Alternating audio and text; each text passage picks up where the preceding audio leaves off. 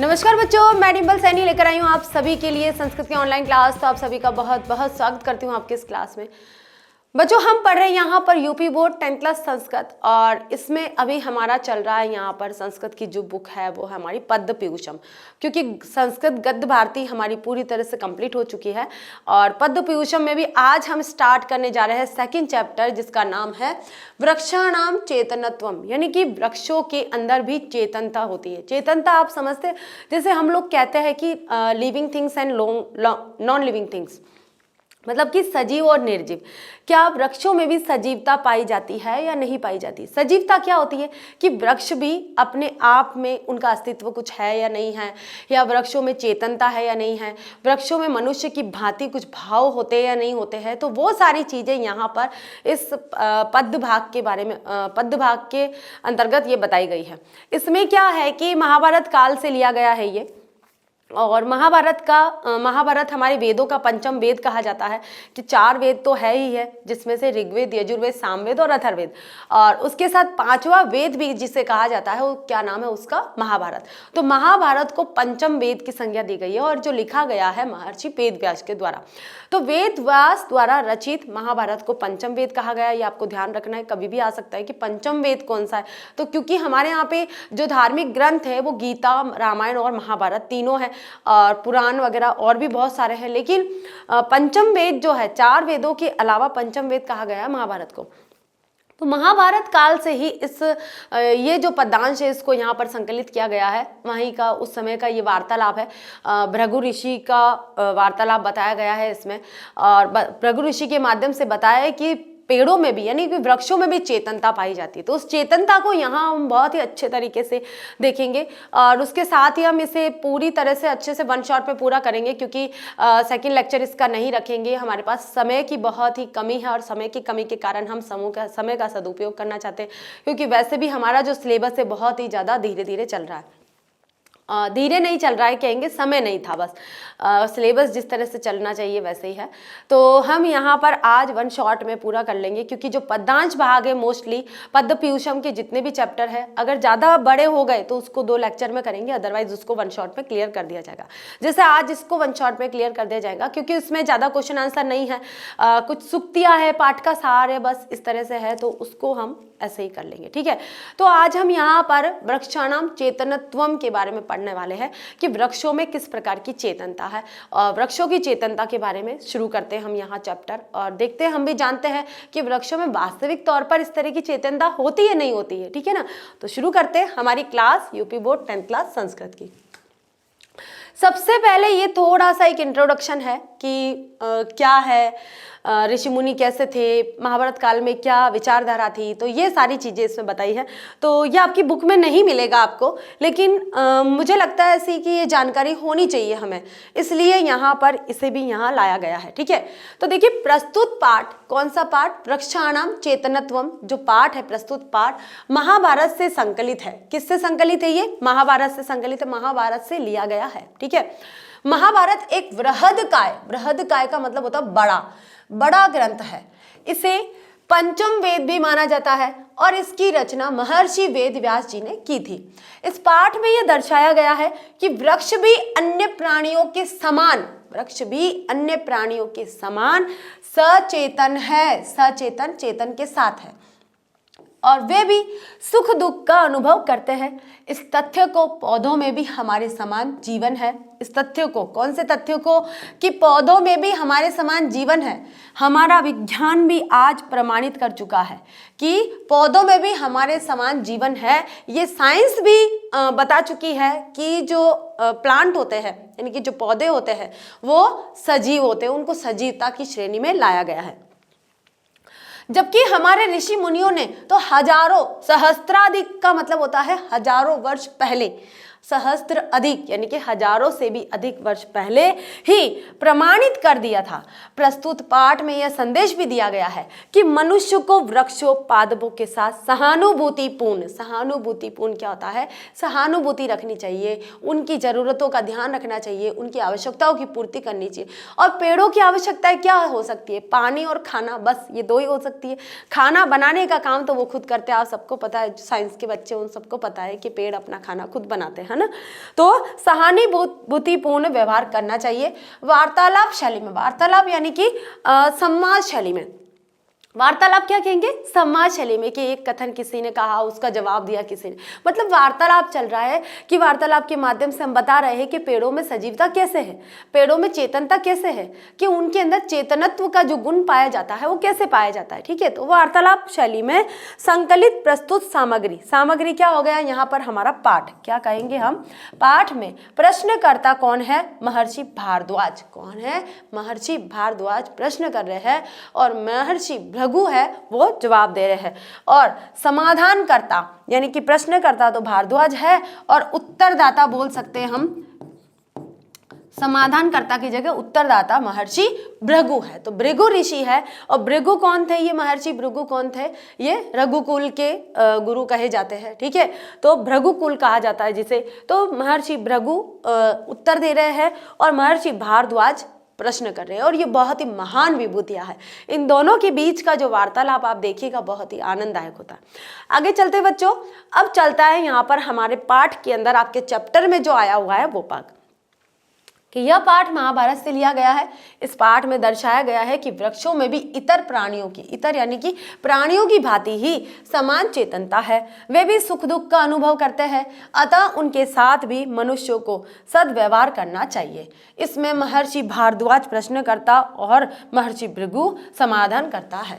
अब देखिए, इस चैप्टर को पढ़ने से पहले देखिए, आपकी जो गद्य भारती थी, संस्कृत गद्य भारती, उसमें भी उद्भिज परिषद नाम का एक चैप्टर आया था, आप लोगों ने पढ़ा होगा, सेकेंड चैप्टर ही था ये बिल्कुल।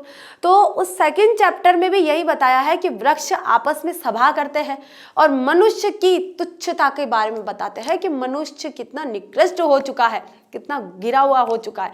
अब वो क्यों बताते हैं, क्योंकि उन्होंने अनुभव किया है कि मनुष्य हमारे प्रति सहानुभूतिपूर्ण व्यवहार नहीं करते हैं। तो उसमें भी यही बताया है। और देखिए, पद्य भाग में भी हमारा जो सेकंड चैप्टर है वो वृक्षों को लेकर ही आ गया है। तो आपको याद रखना है ये सारी चीजें। देखो, मैं भी नहीं बोलती हूँ, आपको ही बोलना है। अब चलते हैं हम यहाँ पर इन पद्यांशों की तरफ। कुल 18 पद्यांश है इसमें, कितने हैं, कुल 18 पद्यांश है, और 18 पद्यांशों का यहाँ पर सप्रसंग अन्वय के साथ में अनुवाद किया गया है, सरलार्थ किया गया है। कुछ सुक्तियां भी दी गई है, उनका भी अर्थ और प्रसंग और व्याख्या तीनों की गई है, तीनों चीज की गई है। उसके बाद हम पाठ का सारांश पढ़ेंगे, इससे ज्यादा कुछ भी नहीं है, इस पूरे वन शॉट में ये क्लियर होने वाला है। ठीक है, तो देखिए, भृगु उवाच, भृगु का मतलब क्या होता है, ऋषि भृगु, उवाच यानी कि वो कह रहे हैं, अमितानां महाशब्दो यान्ति भूतानि संभवम ततस्तेषां महाभूत शब्दो अयमुपबदते। चेष्टा वायु खमाकाश मुष्माभिन्न मुष्मानि सलिलम द्रव पृथ्वी चात्र संघात शरीरम पांच भौतिकम इत्येते पंच भूर्भुर तेर्युक्तम यथास्त्वर जंगम श्रोतम घ्राणम रस स्पर्शो दृष्टिश्चेन्द्रिय संगीता। अब भारद्वाज ऋषि जो है वो उवाच कर रहे हैं, वो कह रहे हैं, पहले भृगु ऋषि ने क्या कर लिया है भाई, बता दिया है। अब भारद्वाज कह रहे हैं कि पंचभिर्यदि भूतेस्तु युता स्थावर रजंगमा स्थावराणाम न दृश्यन्ते शरीरे पंच धातव अनुष्माणाम चेष्टानाम घनानाम चैव तत्वत वृक्षाणाम नोपलभ्यन्ते शरीरे पंच धातव। आगे देखिए, न श्रृण्वन्ति न पश्यन्ति न गंध रस सेविना न च स्पर्शम विना विजानन्ति ते कथम पांच भौतिक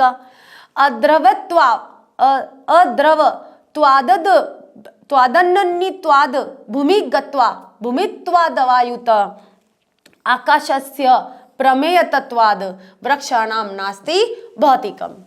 आगे देखिए, भृगु उवाच, अब फिर भृगु ऋषि जवाब दे रहे भारद्वाज ऋषि के प्रश्नों का, कि घनानाम अपि वृक्षाणाम आकाशो अस्ति न संशय तेषां पुष्प फल व्यक्तिर्नित्य समुपपादते उष्मतो मलायते पर्णम त्वक फलम पुष्पमेव च मलायते शीर्यते चापि स्पर्शस्ते नात्र विदते। वायवग्न्य शनि निर्घोषे फलम पुष्पम विशीर्यते श्रोत्रेण ग्रह्यते शब्दस्तस्मादच्छृण्वन्ति पादपाः वल्ली वेष्टयते वृक्षं सर्वत्र चैव गच्छति न हृदयश्रेष्ठ मार्गो अस्ति तस्माद् पश्यन्ति पादपाः। आगे देखिए, अभी 11 श्लोक ही हुए हैं हमारे।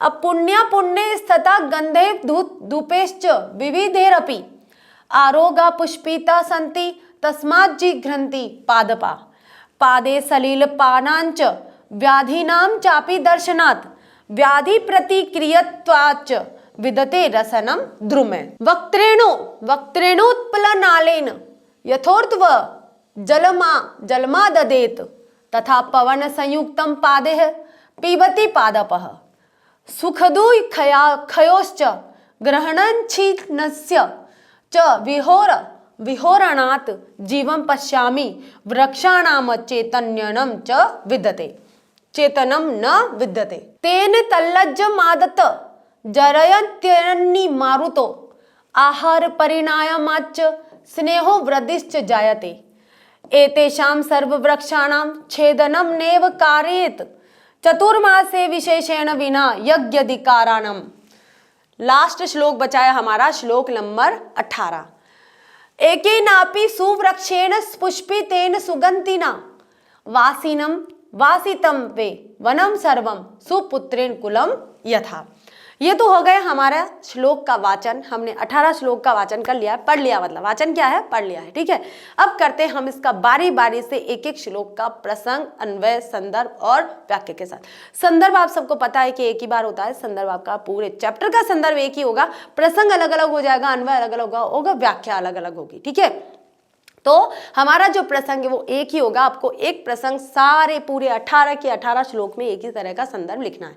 संदर्भ क्या होता है, एक तरह का एड्रेस होता है कि ये जो पदांश है कहाँ से आए हैं और इसमें क्या बताया गया है, किस वेद से लिए गए हैं, कहाँ से लिए गए हैं, संकलित किए गए हैं, वगैरह वगैरह, जो भी इसका इंट्रोडक्शन होता है वो आपको बताना है। और प्रसंग क्या होता है, उसके मूल भाव होता है कि भाई प्रस्तुत जो पदांश है उसमें क्या बताया गया है। ठीक है, फिर उसकी हम व्याख्या करते हैं। ठीक है, तो अब शुरू करते हैं यहाँ पर हम इसकी व्याख्या। भृगुर्वाच, भृगु ऋषि बोल रहे हैं। क्या बोल रहे हैं भाई, अमितानाम, अमितानाम का मतलब होता है असीमित, असीमित पदार्थों के लिए या तत्वों के लिए। असीमित पदार्थ या तत्व बोल सकते हैं हम। ठीक है, पदार्थ, यहाँ पर देखिए पदार्थ लिखा हुआ है, हम यहाँ पर तत्व बोल सकते हैं, तत्वों के लिए। ठीक है, ये इसका है। महाशब्दे, महाशब्द का मतलब होता है कोई शब्द प्रयोग करना, शब्द। ठीक है, महाशब्द कोई बड़ा शब्द। यान्ति, भूतानी, भूतानी का मतलब होता है प्राणी। संभवम, संभवम का मतलब होता है यान्ति यानी उत्पत्ति, उत्पत्ति।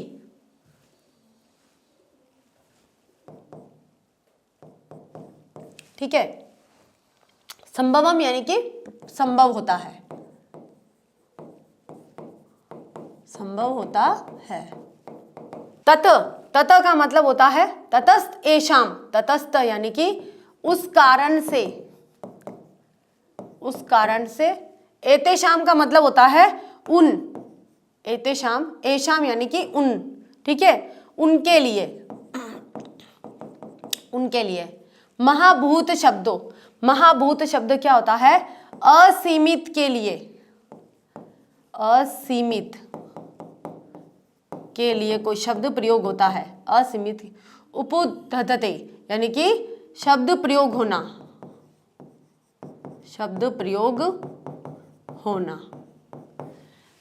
अब देखिए यहां पर हम शब्दार्थ देख लेते हैं कि अमिता नाम, अमिष पदार्थों के लिए असीमित, अमिता नाम असीमित यानी कि असीमित पदार्थों के लिए जिसका कोई सीमा नहीं है। महाशब्द, महाशब्द का प्रयोग होता है भूतानी, प्राणियों के लिए। संभवम यान्ति, उत्पत्ति को प्राप्त करते हैं। तथा, उस कारण से। तेषाम, उन पंच महाभूतों के लिए। तेषाम का के लिए यहाँ पर क्या आया है, पंच महाभूत। ये रे पंच महाभूत। पंच महाभूत क्या होते हैं, हमारे 5 तत्व जिनसे हमारे शरीर का निर्माण हुआ है। पंच महाभूत असीमित के लिए वाचक शब्द। अयम, यह पंच महाभूत शब्द उपदते, उपयुक्त होता है। ठीक है, संदर्भ ये रहा हमारा कि प्रस्तुत श्लोक हमारी पाठ्य पुस्तक संस्कृत के पद खंड पद पीयूषम के वृक्षाणाम चेतनत्व शीर्षक पाठ से लिया गया है। और ये जो संदर्भ है पूरे के पूरे 18 श्लोक में इसी संदर्भ को लिखा जाएगा। पूरे के पूरे 18 श्लोक में इसी संदर्भ को लिखा जाएगा और कोई संदर्भ नहीं होगा। और ये बार बार भी नहीं होगा क्योंकि एक बार दे दिया है। अब हर श्लोक में इस संदर्भ को नहीं लिखा जाएगा, मतलब यहाँ मैं नहीं लिख रही हूँ, बाकी आप लोगों को अगर कोई भी आ जाता है, कोई भी श्लोक आ गया है तो आपको यही संदर्भ लिखना है, ठीक है। अब आता है प्रसंग कि प्रस्तुत श्लोक में महर्षि भृगु पंच तत्वों की महत्व का प्रतिपादन कर रहे हैं कि पंच तत्व क्या होते हैं, पंचभूत क्या होते हैं और पंचभूतों की जो महत्वता है, महत्वपूर्ण क्यों है, वो यहाँ पर भृगु ऋषि बता रहे हैं। वो कह रहे हैं कि अब यहाँ पर हो गया हमारा अन्वय। अन्वय क्या है कि अमितानी महाशब्द की असीमित है महाशब्द प्रयुज्यते तेभ्य, जिनके लिए महाशब्द प्रयुक्त किया गया है। भूतानि संभवम, और प्राणियों के लिए संभव है कि जो उत्पत्ति है, तथा उनके लिए तेषाम, उन पंच महाभूतों के लिए अयम महाभूत शब्द उपदते, जिनके लिए महाभूत शब्द का प्रयोग किया जाता है, जिनके लिए महाभूत शब्द का प्रयोग किया जाता है। अब करते हैं हम इसकी व्याख्या कि महर्षि भृगु कहते हैं कि असीमित पदार्थों के लिए महा शब्द का प्रयोग होता है। असीमित, जो असीमित पदार्थ है, और इन असीमित पदार्थों से भौतिक पदार्थ उत्पन्न होते हैं। कैसे होते हैं? भौतिक पदार्थ उत्पन्न होते हैं। इसलिए इन असीमित पदार्थों के लिए महाभूत शब्द का प्रयोग उपयुक्त ही है, कि महाभूत शब्द का जो प्रयोग किया गया है यहाँ पर वो उपयुक्त है। वो क्या कह रहे हैं कि असीमित पदार्थों के लिए या तत्वों के लिए महाशब्द का प्रयोग किया गया है, और ये महाशब्द की उत्पत्ति भौतिक, भूतानी यानी कि भौतिक प्राणियों के लिए संभव होती है। जो भौतिक प्राणी होते हैं वो इसे महाशब्द करके पुकार सकते हैं, ठीक है। इस कारण से महाभूत शब्दों अयम उपदते, इस कारण से उनके लिए महाभूत शब्द का प्रयोग करना उपयुक्त होता है। किनके लिए? जो महा है, यानी कि जितने भी असीमित तत्व है, जितने भी असीमित पदार्थ है, उन पदार्थों के लिए महाशब्द यूज करना, उपयुक्त करना, प्रयोग करना उपयुक्त है। महाशब्द का प्रयोग करना उपयुक्त है, मतलब कि सही है, ठीक है। अब देखिए कैसे सही है, आगे देखते हैं कि चेष्टा वायु खम आकाश मुष्माग्नि सलिलम द्रव पृथ्वी चात्रम संघात शरीरम पांच भौतिकम। अब क्या कहा है? चेष्टा का मतलब क्या होता है? हरकत या फिर गतिशीलता। यहाँ पर गतिशीलता बताई है। वायु का मतलब सभी को पता है, हवा। और खम का मतलब होता है खोखला, केवल खम का, इस खम का मतलब होता है आकाश यानी कि आसमान, ठीक है। और ऊष्मा का मतलब क्या होता है? आकाशम। और ऊष्मा का मतलब क्या होता है? गर्मी। क्या होता है? गर्मी। और ये हो गई अग्नि, आग। सलीलम यानी कि पानी, और द्रव, सलीलम यानी पानी या जल, ठीक है। और सलीलम द्रव, और द्रव, ठीक है। पृथ्वी यानी पृथ्वी, च यानी और, अत्र यानी यहाँ, संघात शरीरम पंच भौतिकम, च यानी और, यहाँ, संघात यानी कि ठोस, शरीरम शरीर को, पांच भौतिकम शरीर के पंच तत्व बोल सकते हैं, जिसे क्या बोल सकते हैं? पंच तत्व। और पंच तत्व क्या है? भौतिक शरीर का निर्माण करते हैं, भौतिक शरीर के निर्माणकारी तत्व, ठीक है। देखिए क्या है? चेष्टा यानी गतिशीलता, हरकत, जो भी हरकत करते हैं। खम यानी खोखलापन, आकाशम यानी आकाश, उष्मा यानी गर्मी, अग्नि यानी अग्नि, आग, सलीलम यानी जल, द्रव यानी तरल पदार्थ, ठीक है। जला नहीं, जल आएगा यहाँ पर, ठीक है। और द्रव यानी तरल पदार्थ, पृथ्वी यानी पृथ्वी, चात्र यानी च, और यहाँ संकति यानी ठोसपन, संघात जिसे संकति कहा गया है, ठोसपन। शरीरम पंच भौतिकम, शरीर पांच महाभूतों से बना है, कि हमारा जो शरीर है पंच तत्व से निर्मित होता है और पंच तत्व में ही विलीन हो जाता है। हम लोग कई बार कहते हैं ना, हम लोग कई बार कहते हैं ना किसी महानुभूति की, या कोई बहुत बड़ा व्यक्ति है और उनकी मृत्यु हो गई है, तो उनका जो अंतिम संस्कार होता है, तो हम ऐसा भी कह सकते हैं कि दाह संस्कार किया गया है, या उनका अंतिम संस्कार हो गया है, या उनका स्वर्गवास हो गया है, या वे पंच तत्वों में विलीन हो गए हैं। अब पंच तत्व में विलीन हो गए यानी कि हमारा जो शरीर है 5 तत्वों से मिलकर बना होता है, और वह 5 तत्व अपने आप में जब हमारी मृत्यु हो जाती है तो उन्हीं 5 तत्वों में विलीन हो जाता है, वापस उनमें मिल जाता है जिन तत्वों से वो मिलकर बना होता है। अब ये कौन कौन से तत्व है, देखिए पंच तत्व।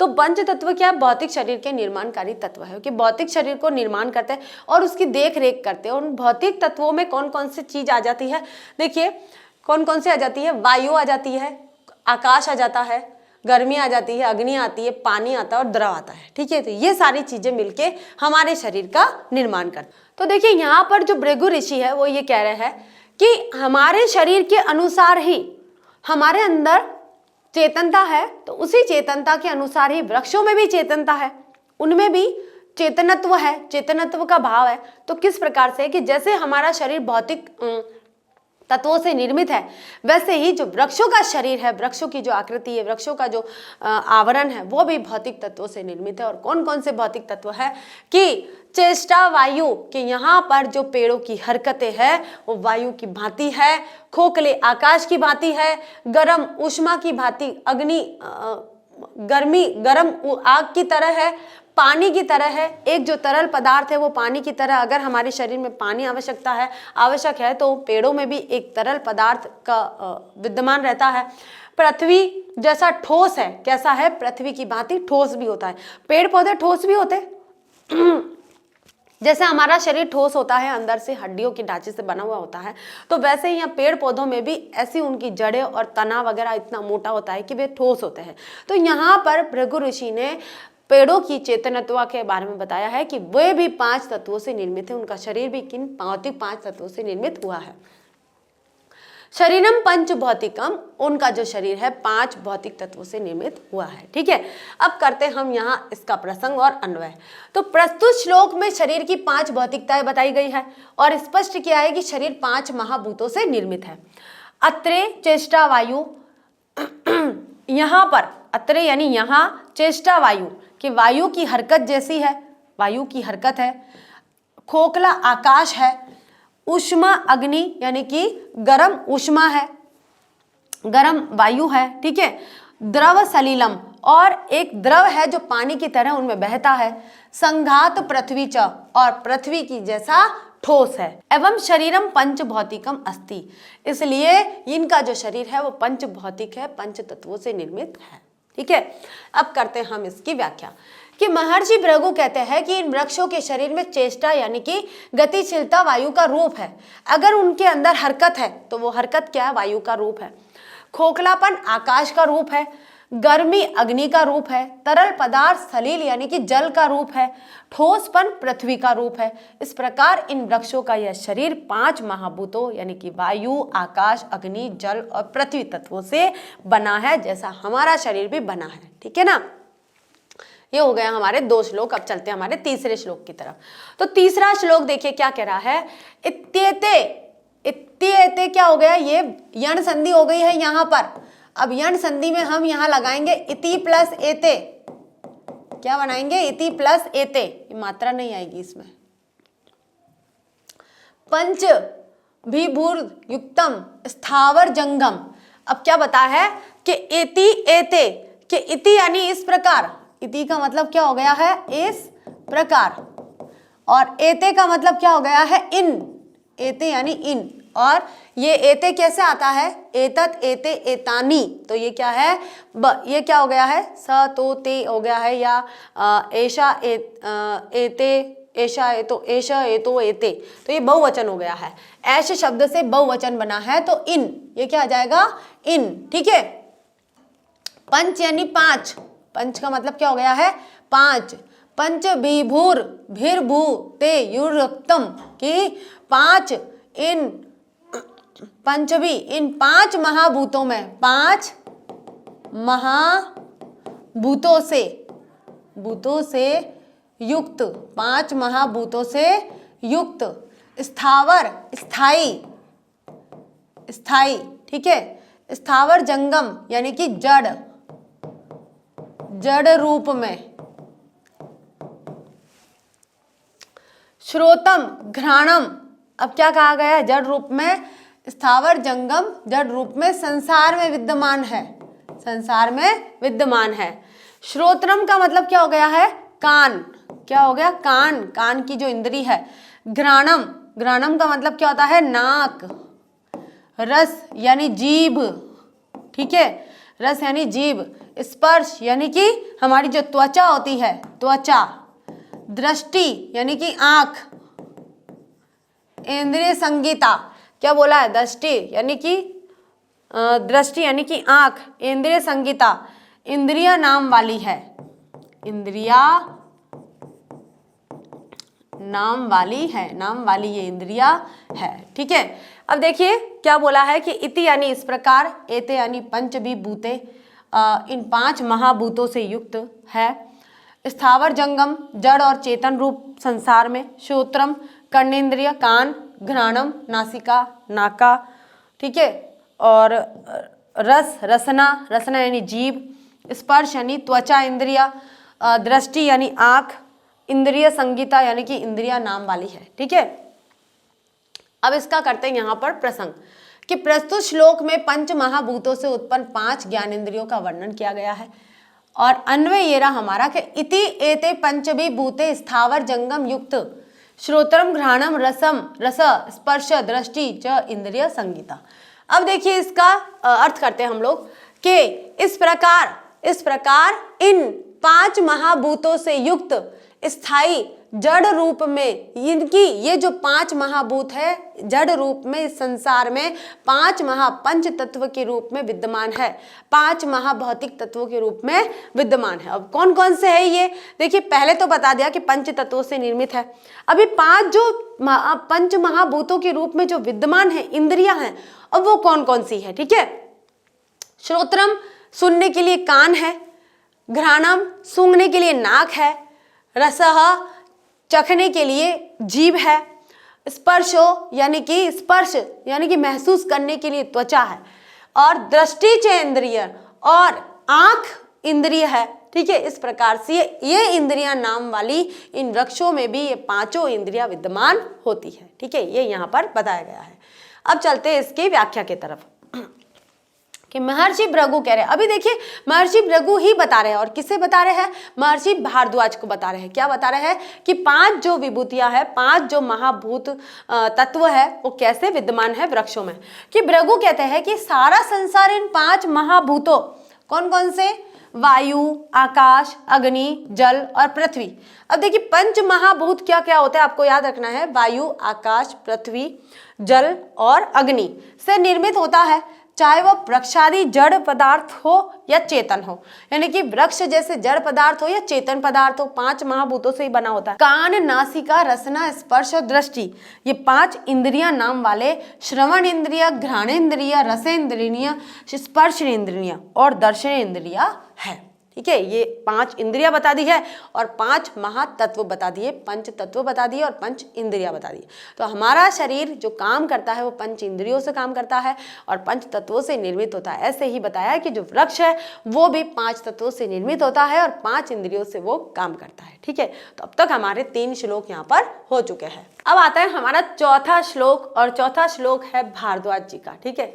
यहाँ पर भारद्वाज जी आएगा क्योंकि भृगु ऋषि ने पेड़ों के बारे में बता दिया है, बहुत अच्छी तरह से समझाया है कि पेड़ों जैसे एक सजीव प्राणी को जिन चीज़ों की आवश्यकता होती है, पंच तत्व की आवश्यकता होती है, पंच तत्व से उसका शरीर का निर्माण होता है और 5 इंद्रियों से शरीर का संचालन होता है, वैसे ही पेड़ों में भी पंच तत्वों का समावेश होता है और 5 इंद्रियाँ होती है जिनसे वो कार्य करते हैं, ठीक है। अब यहाँ पर देखिए जो महर्षि भारद्वाज है वो क्या बोल रहा है, तो भारद्वाज उवाच, उवाच का मतलब कहा। अब भारद्वाज ने क्या कहा कि पंचभिर्यदि भूतेस्तु युक्ता स्थावर जंगमा स्थावराणाम न दृश्यन्ते शरीरे पंच धातव।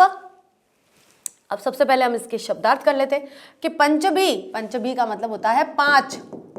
यदि यानी यदि, भूतेस्तु भूते यानी कि महाभूतों से,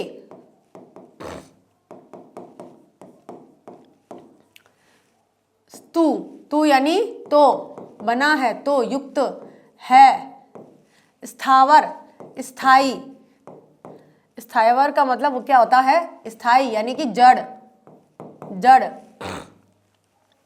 जंगमा यानी कि स्थावर, जंगमा यानी कि जड़ पदार्थ, स्थावराणाम कौन है यहाँ पर, स्थिर प्राणियों के, स्थिर प्राणियों के, न यानी नहीं, दृश्यन्ते दिखाई देते हैं, दिखाई देते हैं, शरीरे शरीर में, पंच पांच, धातव धातु। ये रहे हमारे शब्दार्थ कि पंच भी यानी पांच, भूते महाभूतों से, तू तो, युक्त है, ठीक है, युक्त यानी कि युक्त है। स्थावर जंगमा जड़ और चेतन पदार्थ, स्थावराणाम स्थिर प्राणियों के न दृश्यन्ते, प्राणियों के न दृश्यन्ते दिखाई नहीं देते हैं, शरीरे शरीर में, पंच धातव पंच महाभूत तत्व, पंच धातु तत्व, ठीक है। भारद्वाज ऋषि क्या कह रहे हैं, अब भृगु ऋषि ने बताया है कि भाई 5 महातत्वों से शरीर का निर्माण होता है और 5 इंद्रियों से शरीर का संचालन हो रहा है, ठीक है। किनका, वृक्षों का, वृक्षों के बारे में बता रहे भृगु ऋषि।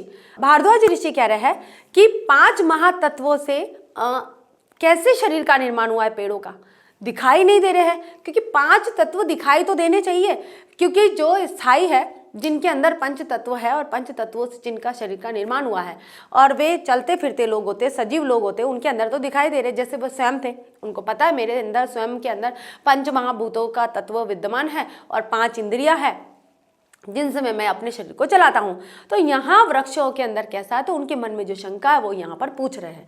अब वो देखिए क्या पूछ रहे हैं कि पंचर भी यदि भूतेस्तु युक्ता, कि यदि पंच महाभूत तत्व अगर इनके महाभूत युक्त है, कि यदि ये पंच तत्वों से युक्त है, स्थाई, अगर ये स्थाई यानी कि जड़ और चेतन पदार्थ, कि जड़ और चेतन पदार्थ दोनों ही, भृगु ऋषि ने कहा क्या है कि जो जड़ निर्जीव प्राणी है और यानी कि जो निर्जीव तत्व है और जो सजीव तत्व है, जड़ और चेतन बोलते हैं, दोनों के दोनों में पंच महाभूत तत्व विद्यमान होते हैं। तो यहाँ पर भारद्वाज ऋषि कह रहे हैं कि अगर इन जड़ और चेतन पदार्थों में पंच महाभूत तत्व विद्यमान है तो स्थावराणाम न ही दर्शनते शरीरे पंच धातु, तो फिर इन स्थिर प्राणियों के अंदर हमें पंच धातु क्यों नहीं दिखाई देती है, क्यों नहीं दिखाई दे रही है कि यह पंच महातत्व से निर्मित है और इनके अंदर पंच तत्व है, तो हमें ये चीजें क्यों नहीं दिखाई दे रही है। तो देखिए यहाँ पर अब आता है कि महर्षि भारद्वाज स्थावर यानी कि जड़ पदार्थों में पंच महाभूतों की सत्ता में संदेह प्रकट कर रहे हैं। क्या कर रहे हैं, वह संदेह प्रकट कर रहे हैं, उनको वह अभी स्वीकार नहीं कर रहे हैं, भृगु ऋषि के वचनों को स्वीकार नहीं कर पा रहे हैं कि उन्होंने जो जड़ और चेतन तत्वों के बारे में बताया है कि पंच महाभूतों से निर्मित है और उनके अंदर ये पंच महाभूत तत्व विद्यमान है, तो वे उसे स्वीकार नहीं कर पा रहे, इसलिए संदेह की दृष्टि से देख रहे हैं। अन्वय कि यदि स्थावर जंगमा पंचवी भूते युक्ता संति तरहि तु स्थावराणाम शरीरे पंच धातव न दर्शनते, कि यदि इन स्थावर स्थायी और जंगम यानी कि जड़ और चेतन पदार्थों में पंच महाभूत तत्व है, तो इन जड़ और चेतन इन पदार्थों में के शरीर में पंच धातु कथम क्यों नहीं दिखाई देती है भाई, ठीक है। कि महर्षि भारद्वाज कहते हैं कि यदि जड़ और चेतन पदार्थ 5 भूतों से युक्त है तो स्थावर पदार्थों के शरीर में 5 महाभूत तत्व क्यों नहीं दिखाई पड़ते हैं। बहुत ही सरल व्याख्या हो गई, हमारी पहले ही हो गई थी, अन्वय के बाद और भी सरल हो गई और व्याख्या करने के बाद और भी अच्छे से तैयार हो गया। आगे चलते हैं श्लोक नंबर 5। अब देखिए और क्या कह रहा है, अनुष्माणाम चेष्टानाम घनानाम चेव तत्वत वृक्षाणाम नोपलभ्यन्ते शरीरे पंच धातव। अब कह रहे अनुष्माणाम का मतलब क्या होता है, अन का यानी नहीं, क्या नहीं है, जो ऊष्माणाम यानी कि जिनके अंदर गर्मी नहीं है, यानी कि ऊष्मा रहित। चेष्टानाम, अचेष्टानाम का मतलब क्या होता है, गतिशीलता से रहित, हरकत भी नहीं है, नहीं है। घनानाम, घनानाम का मतलब क्या होता है? ठोस। च एव और तत्व, और ही, एव यानी ही, तत्व भी नहीं है। वृक्षाणाम, वृक्षाणाम का मतलब क्या होता है? वृक्षों में, वृक्षों में। नोपलभ्यन्ते, न उपलभ्यन्ते, न यानी कि नहीं, उपलभ्यन्ते नहीं पाए जाते हैं, नहीं पाए जाते हैं। शरीरे, शरीर में। पंच धातव, पांच धातु, पांच धातु आप सबको पता है कौन कौन सी है, ठीक है। तो देखिए, अनुष्माणाम ऊष्मा रहित, अचेष्टानाम गतिशीलता से रहित, घनानाम ठोस रूप, तत्वत वास्तविक रूप में, वृक्षाणाम वृक्षों में, न उपलभ्यन्ते नहीं पाए जाते। अब वे कह रहे, क्या कह रहे हैं?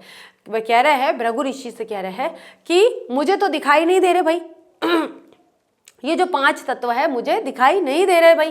देखिए कि ना तो उनमें ऊष्मा है, न तो इन वृक्षों में कोई किसी प्रकार की ऊष्मा है, न किसी प्रकार की कोई चेष्टा है यानी गतिशीलता है, न कोई हरकत है। कि जिस प्रकार से सजीव प्राणी जो हरकत कर रहे हैं, जो ऊष्मा है उनके अंदर, वो और उनकी हरकतों से पता चलता है कि पांच तत्वों से निर्मित है। लेकिन उनके अंदर, किनके अंदर? पेड़ों के अंदर, इनके शरीर में न तो ऊष्मा है, ये शरीर ऊष्मा रहित है, गतिशीलता रहित है और ठोस भी नहीं है, ठीक है। और ही च तत्व, और तत्वता का मतलब वास्तविक रूप में भी, ये वास्तविक रूप में भी इनमें, वे वृक्षों में, जो वृक्षों में नोपलभ्यते नहीं पाए जाते हैं। शरीरे पंच धातु, उनके वृक्षों के शरीर में ये जो पंच तत्व है वे नहीं पाए जाते, वे संदेह प्रकट कर रहे हैं। अब देखिए, हम करते हैं इसका प्रसंग और अन्वय कि महर्षि भारद्वाज वृक्षों के शरीर में पांच महाभूतों की सच में संदेह कर रहे हैं। अनुष्माणाम चेष्टानाम घनानाम च वृक्षाणाम, कि न ऊष्मा रहित है और गतिशीलता रहित है, ठोस भी नहीं है, और वृक्षों के शरीर में जो तत्व है पंच धातव न एव उपलभ्यन्ते, वे भी नहीं पाए जाते हैं। कि महर्षि भारद्वाज कहते हैं कि ऊष्मा रहित, चेष्टाहीन और ठोस रूप वृक्षों के शरीर में वास्तविक रूप से पांच भूत तत्व नहीं पाए जाते। तात्पर्य, हमारा अर्थ यहाँ तक ही है, बस इसका जो सरलार्थ है वो यहाँ तक ही है। अभी हम भाव प्रकट किया गया है कि तात्पर्य यह है कि गर्मी ना होने से वृक्षों में अग्नि तत्व का अभाव रहता है। अगर गर्मी नहीं है तो हमारे अंदर क्या अग्नि ऐसी जलती है और शरीर एकदम गर्म हो जाता है, हमें ठंड की आवश्यकता होती है। लेकिन वृक्षों में ऐसा कुछ नहीं होता है। चेष्टा न होने से उनमें वायु तत्व भी नहीं होता है। अगर हम हरकत नहीं कर रहे हैं, हमारे शरीर में हरकत नहीं हो रही है, यानी कि वायु नहीं है, वायु होगी हमारे अंदर तो ही हम हरकत करेंगे। वृक्षों में ऐसा कोई भाव नहीं होता है, वायु तत्व हरकत नहीं है उनके अंदर, इसका मतलब वायु का अभाव है। और ठोस होने के कारण वे आकाश तत्व से भी रहित है, और ठोस है इसलिए आकाश तत्व से भी वे रहित है, इसलिए वे कैसे सजीव यानी कि चेतन हो सकते हैं। वे प्रश्न कर रहे हैं कि वे चेतन कैसे हो सकते हैं, कि जो महर्षि भृगु ने कहा है कि वृक्ष भी यानी कि जड़ और चेतन दोनों में ही चेतनता पाई जाती है, तो कैसे पाई जाती है? मैंने तो इनमें कभी ऐसा भाव देखा ही नहीं है। आगे चलते हैं, श्लोक नंबर 6। अभी बहुत लंबा है, अभी हमारे सिर्फ 5 श्लोक हुए हैं। कि न श्रणवंती, न तो मैंने सुना है, न पश्यंती, न देखा है, न गंधर्व सेविना, और न मैंने इन्हें कभी महसूस किया है, न सूंघा है। न च स्पर्शम, न मैंने स्पर्श किया है। विजानंती, विजानंती का मतलब क्या होता है? जानते हैं, जानते हैं, जानते हैं या अनुभव करते हैं। ते कथम पंच भौतिका, और किस प्रकार से वे 5 भौतिक तत्वों का अनुभव करते हैं। देखिए, गंध सेविना, गंध और रस का सेवन करते हैं, अर्थात न सूंघते हैं और न स्वाद लेते हैं। विजनांती, न जानते हैं, अनुभव करते हैं। कथम यानी कि कैसे, पंच भौतिका 5 भूतों से युक्त है। कि ये जो पेड़ है, ये जो वृक्ष है, न तो वे सुनते हैं, श्रणवंती यानी कि सुनते हैं,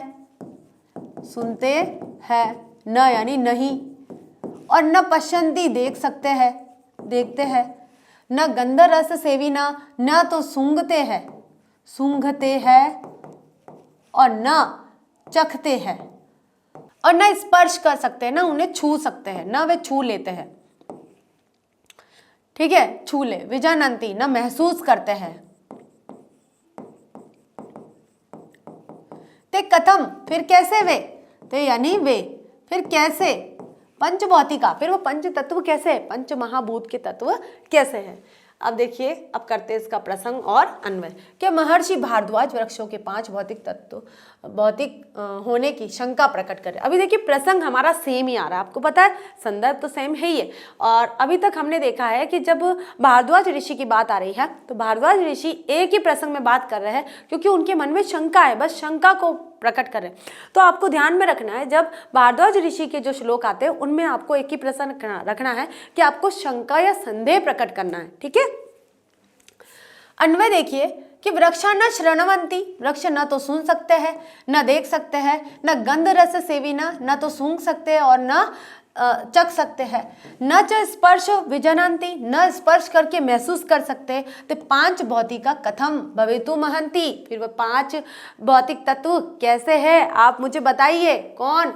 भारद्वाज ऋषि कह रहे हैं ऋषि भृगु से, ठीक है।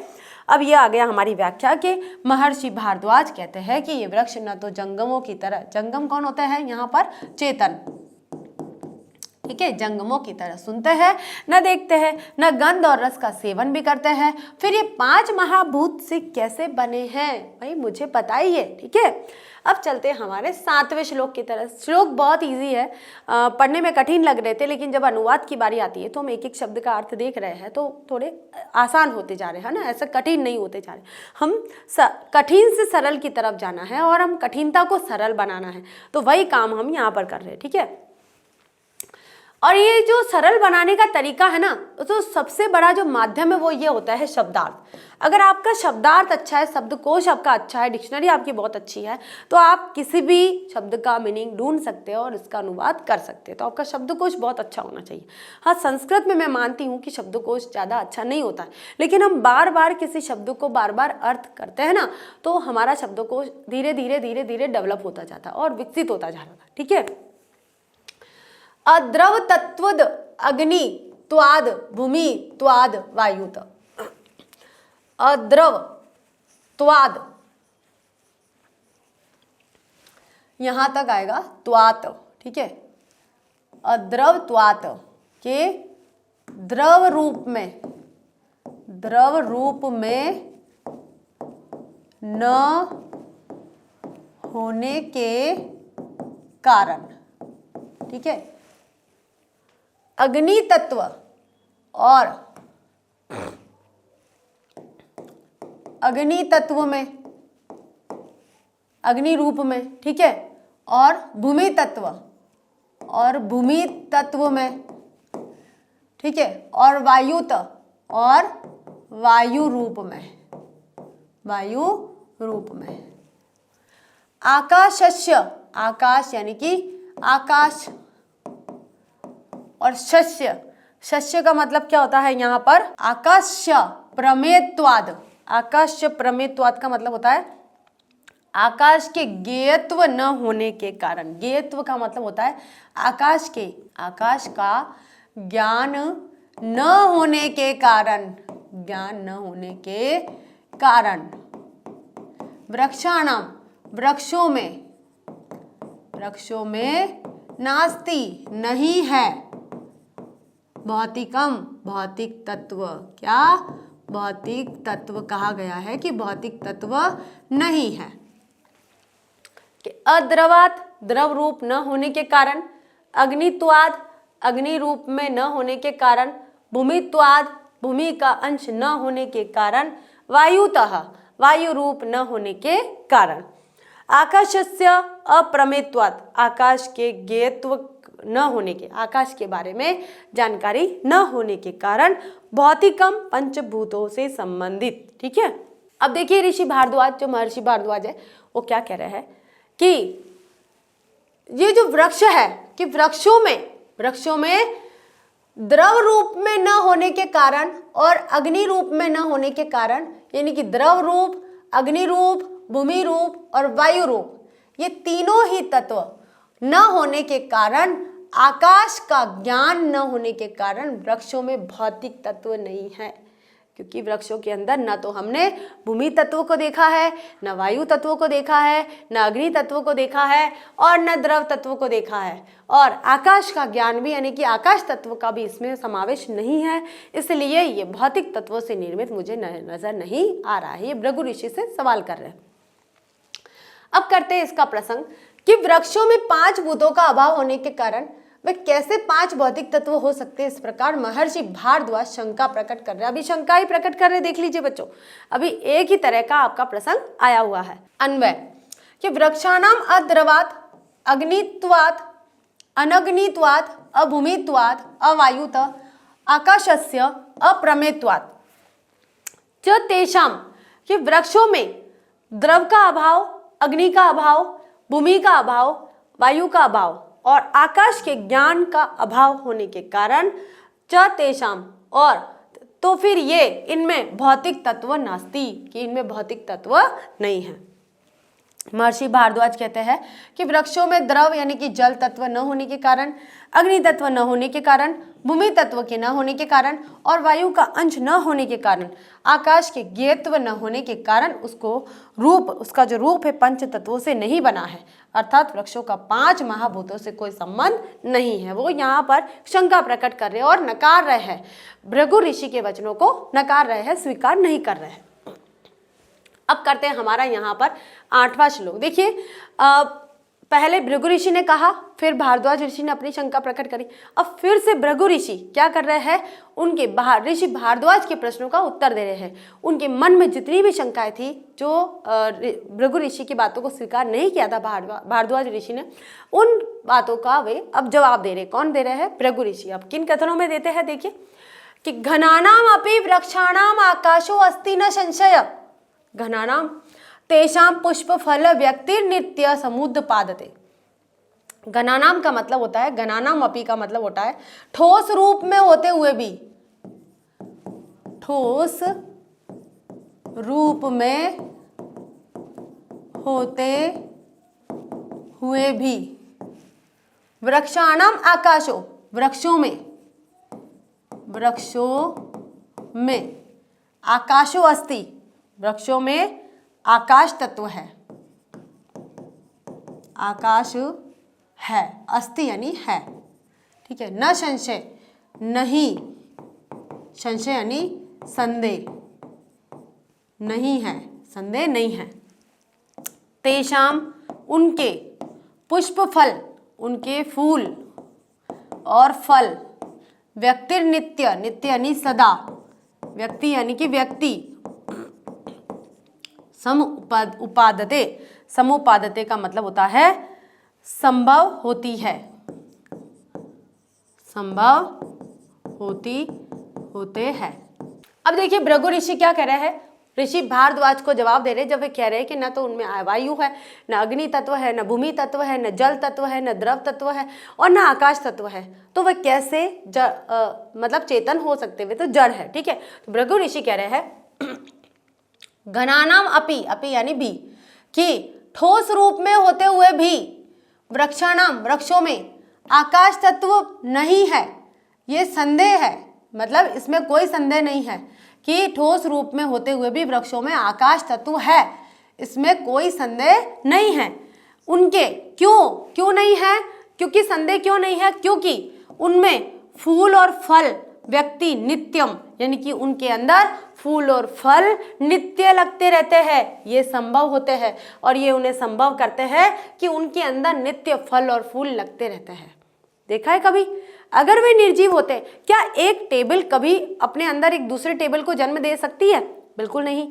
एक चेयर दे सकती है? बिल्कुल नहीं। एक कक्ष दे सकता है? नहीं, बिल्कुल नहीं। ये क्या पेन दे सकता है अपने ही समान एक दूसरे पेन को यहाँ पर अंकुरन करके फूल निकल के फिर फल निकल के एक और पेन बन के आ जाएगा, तो ये हो सकता है? बिल्कुल नहीं हो सकता है।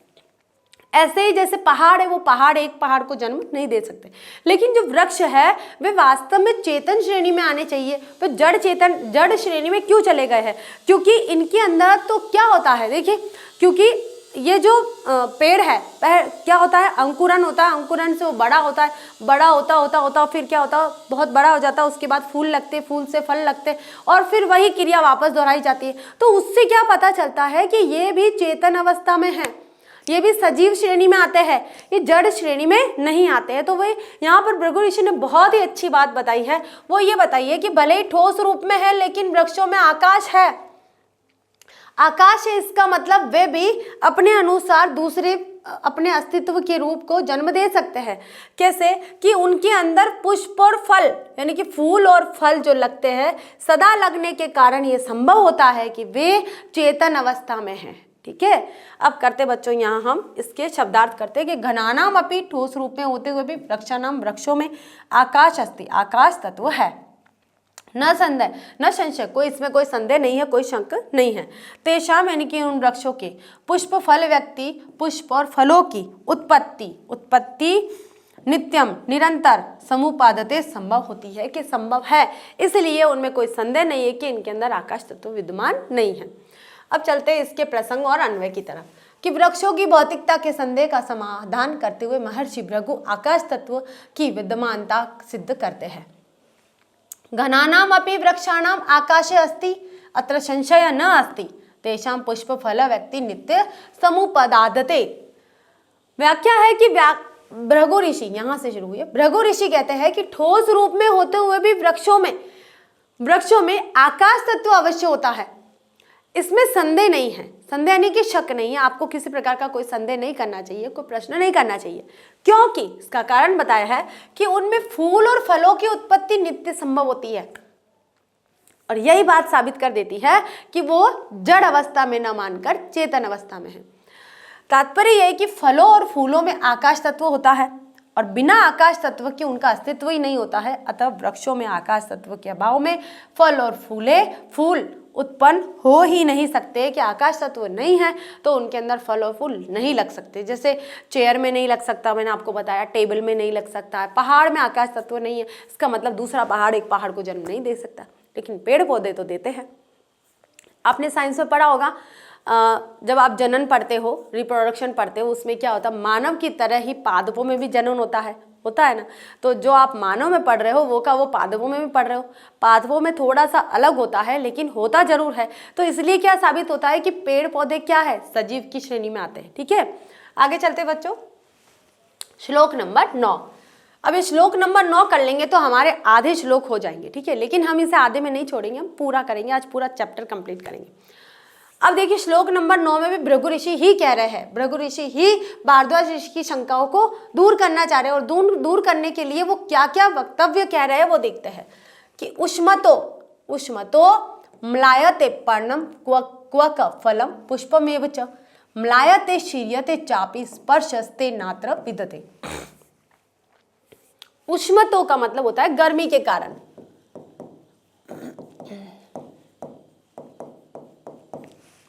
म्लायते का मतलब होता है कुमला जाना, मुरझा जाना, पर्ण यानी कि पत्ता या पत्ते। ठीक है, क्वक का मतलब क्या होता है, क्वक फलम पुष्पमेव, क्वक यानी कि छाल, और फलम यानी फल को, पुष्पमेव फल, और पुष्पमेव च यानी और फूलों में भी, फूल में एव फूल को ही, म्लायते मुरझा जाना, शीर्यते बिखर जाना, च अपि और भी, स्पर्श स्तेनात्र और स्पर्श से, तेन अत्र यहाँ, विद्यते यानी है। अब देखिए क्या होता है कि गर्मी के कारण म्लायते मुरझा जाते हैं पत्ते, क्वक छाल, पुष्पम फलम फल को, और पुष्पमेव च फूलों में भी। अब गर्मी के कारण क्या होता है, जैसे हमें भी एक सजीव प्राणी है, सजीव प्राणी भी गर्मी के कारण अगर पानी नहीं मिल रहा है, उन्हें जल की आपूर्ति नहीं हो रही है, खाद्य पदार्थ की आपूर्ति नहीं हो रही है, तो हम भी कैसे हो जाएंगे, मुरझा जाएंगे। हमारा जो चेहरा है वो बिल्कुल लटक जाएगा कि हमें कुछ खाने को नहीं मिल रहा, हम कमज़ोर हो जाएंगे, और हमारी जो स्किन है वो भी थोड़ी सी ऐसी मुरझाई मुरझाई ऐसी हो जाएगी, सिकुड़ी सी हो जाएगी। ऐसी ही स्थिति उन्होंने पुष्पों में भी बताई है, पादपों में भी बताई है, पेड़ों में भी बताई है कि गर्मी के कारण उनके पत्ते मुरझा जाते हैं, छाल थोड़ी सी सिकुड़ जाती है और फल और फूल भी ऐसे ही हो जाते हैं, मुरझाए से और सिकुड़े से हो जाते हैं। और अगर कोई व्यक्ति उनको स्पर्श करता है, क्या कह रहे हैं, स्पर्श अस्ते नात्र विदते, अगर कोई स्पर्श करता है तो वो बिखर जाते हैं। ठीक है, कैसे हो जाते हैं, और बिखर भी जाते हैं। जैसे यहाँ शब्दार्थ देखते हैं, उष्मता गर्मी के कारण, मिलियते कुमला जाता है, पर्ण पत्ता क्वक छाल, शिरियते बिखर जाता है, स्पर्श यानी स्पर्श, तेन इस, तेन यानी इस कारण से, अत्र यहाँ विद्यते। प्रसंग देखिए कि महर्षि भृगु ये बता रहे हैं कि वृक्षों में स्पर्श का अनुभव करने की शक्ति होती है। अब कैसे शक्ति होती है, देखिए कि उष्मता पर्णम मलायाते, कि गर्मी के कारण ये मुरझा जाते हैं, क्वक फलम पुष्प एव च मलायाते शिर्यते अपि च, और उनकी जो छाल है, छाल के कारण यानी कि छाले के कारण जो पुष्प है, फल और पुष्प ही च मलायाते, वे भी मुरझा जाते हैं और बिखर भी जाते हैं। ठीक है, मुरझा जाते हैं और बिखर भी जाते हैं। तेन अत्र स्पर्श विद्यते, अगर उनको स्पर्श किया जाता है।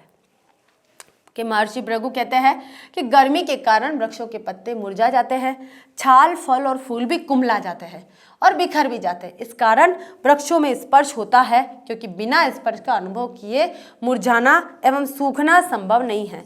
स्पर्श को वायु तत्व का गुण माना जाता है, अतः वृक्षों में वायु तत्व की विद्यमानता भी सिद्ध होती है।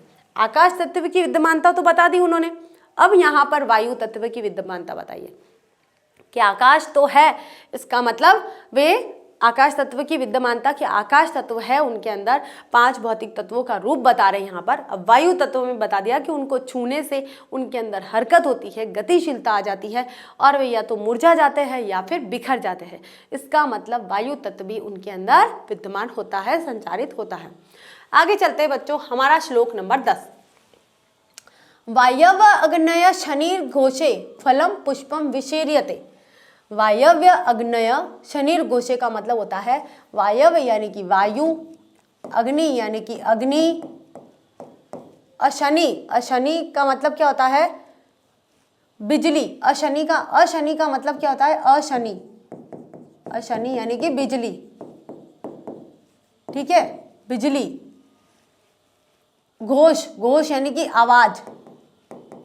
किसकी आवाज, कड़कने की आवाज, कड़कने की आवाज। फलम पुष्पम विशीर्यते, फल और पुष्प विशीर्यते बिखर जाते हैं, बिखर जाते हैं। श्रोत्रेन सुनकर यानी कानों से, श्रोत्रेन का मतलब हो जाएगा सुनकर नहीं, हम कानों से लिखेंगे, कानों से। गोयते ग्रहण कर किया,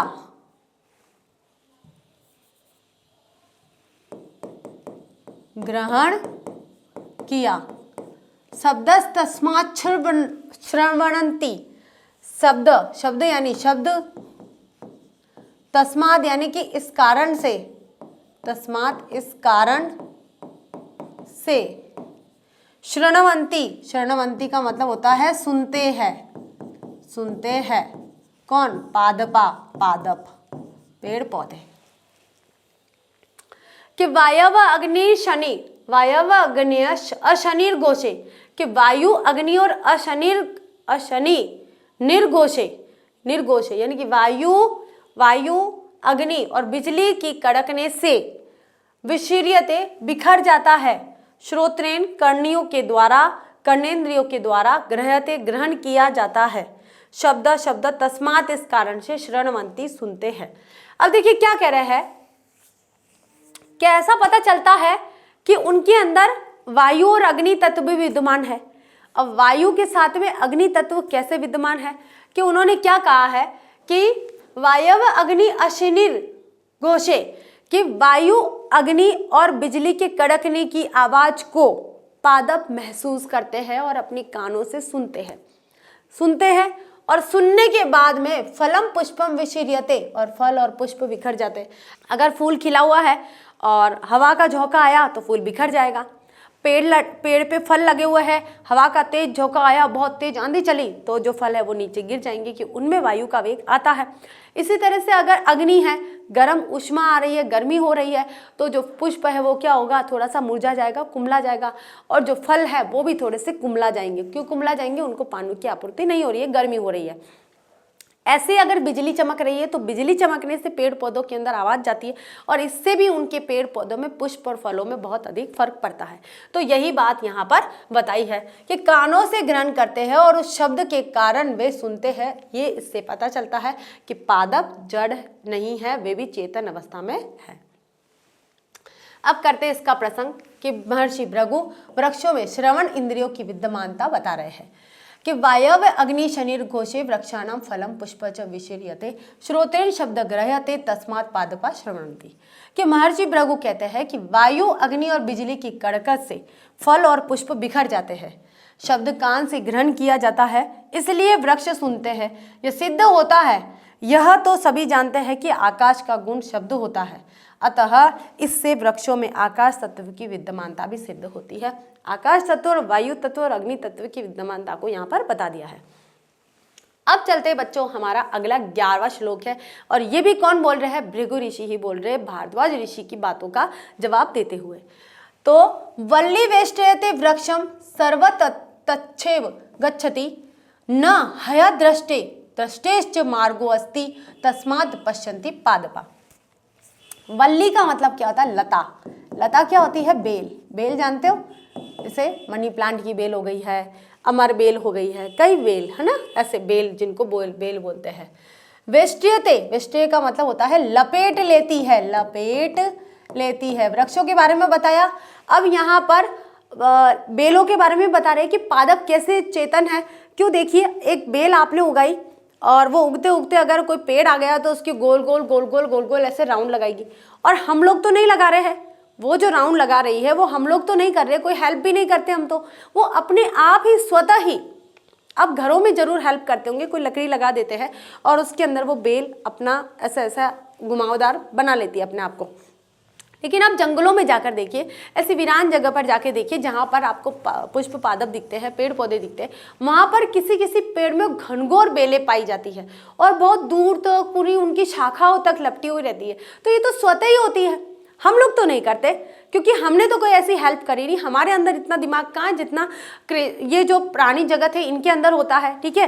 तो वह स्वतः ही, यानी कि इससे पता चलता है कि पादपों में गतिशीलता होती है और जिनमें गतिशीलता है वे चेतन अवस्था के तत्व माने जाते हैं, ठीक है। इसी बात को यहाँ पर बताया जा रहा है कि वल्ली वेष्टय वृक्षम सर्वतेच्च।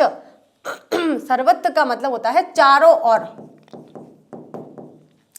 चारों ओर। चेव, एव यानी ही, च यानी और, गच्छति यानी कि जाती है। न हृदयश्चेष्ट, न यानी कि नहीं, हृदय दृश्चेत बिना दृष्टि वाले, न बिना, न यानी नहीं हो गया, दृष्टि वाले यानी कि देखने वाले। मार्गे अस्ति रास्ता है, तस्मात् उनका, तस्मात् पश्यन्ति पादप, तस्मात् यानी कि उनके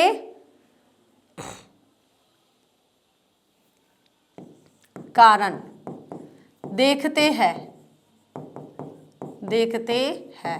पादप यानी कि पौधे, पौधे देखते हैं।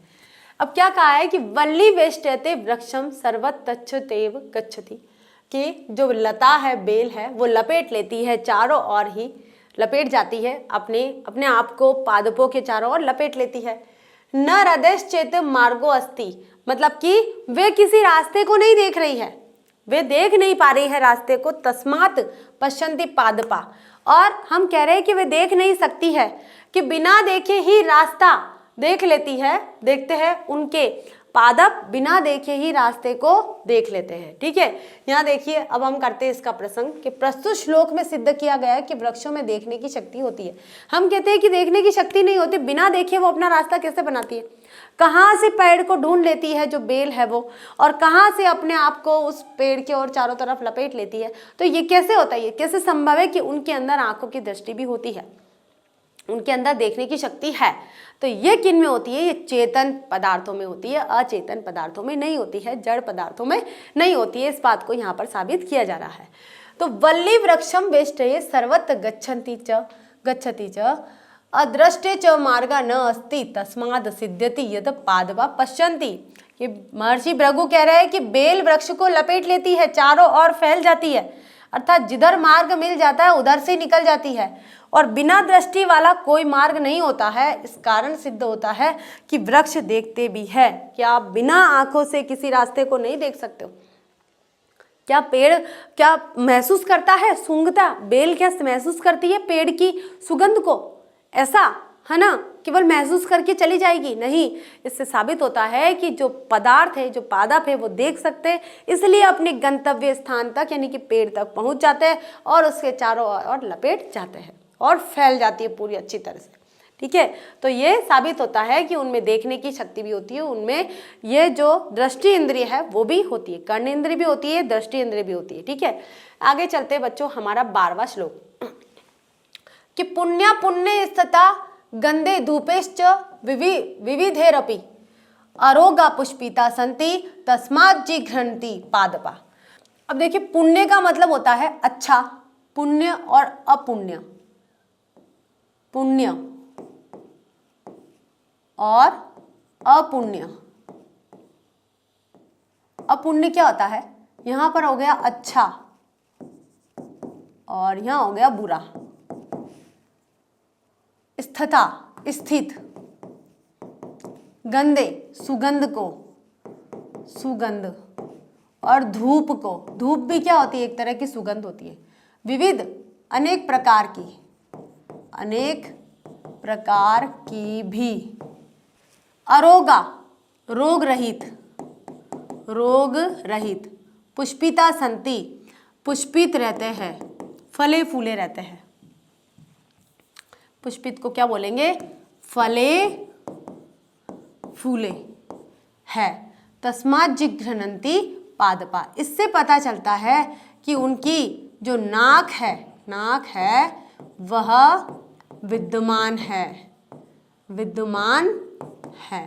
तस्मात् इस कारण से, इस कारण से।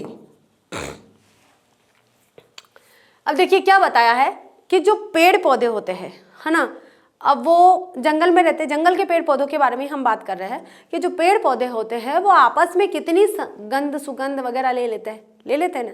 अभी हम यहाँ अभी कलयुग की बात करते हैं, अभी साक्षात इन दिनों की बात करते हैं, तो यहाँ पर कितना प्रदूषण हो रखा है।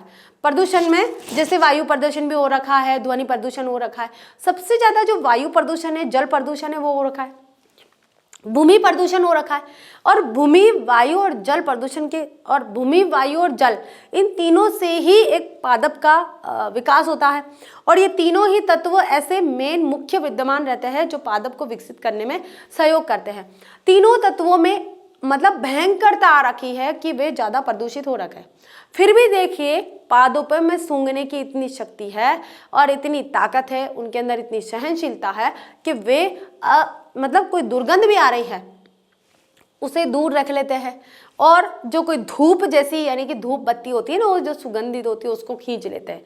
तो पादपों में ये क्षमता होती है कि जो गलत वायु हम कहते हैं ना, कार्बन डाइऑक्साइड पादप छोड़ते हैं, लेते हैं और ऑक्सीजन छोड़ते हैं। तो ये ऑक्सीजन का ये श्वास निश्वास का प्रवास है, ये हमारे अंदर भी है और पादपों में भी है। तो इससे क्या साबित होता है कि उनके अंदर सूंघने की शक्ति है, और जिनके अंदर सूंघने की शक्ति होती है, क्या वो जड़ यानी कि अचेतन तत्वों में विद्यमान होते हैं, अचेतन तत्वों में गिने जाते हैं, वे तो चेतन तत्वों में गिने जाएंगे, यानी कि उनके अंदर चेतनता है, सजीवता है। तो पादपों के सजीव होने के यहाँ पर कई प्रकार के प्रमाण दिए जा रहे हैं भृगु ऋषि के द्वारा। तो भृगु ऋषि ने कहा है कि पादप सजीव है, और सजीवता की श्रेणी में रखने के लिए उन्होंने कई तरह के ऐसे प्रमाण यानी कि प्रस्तुत किए हैं।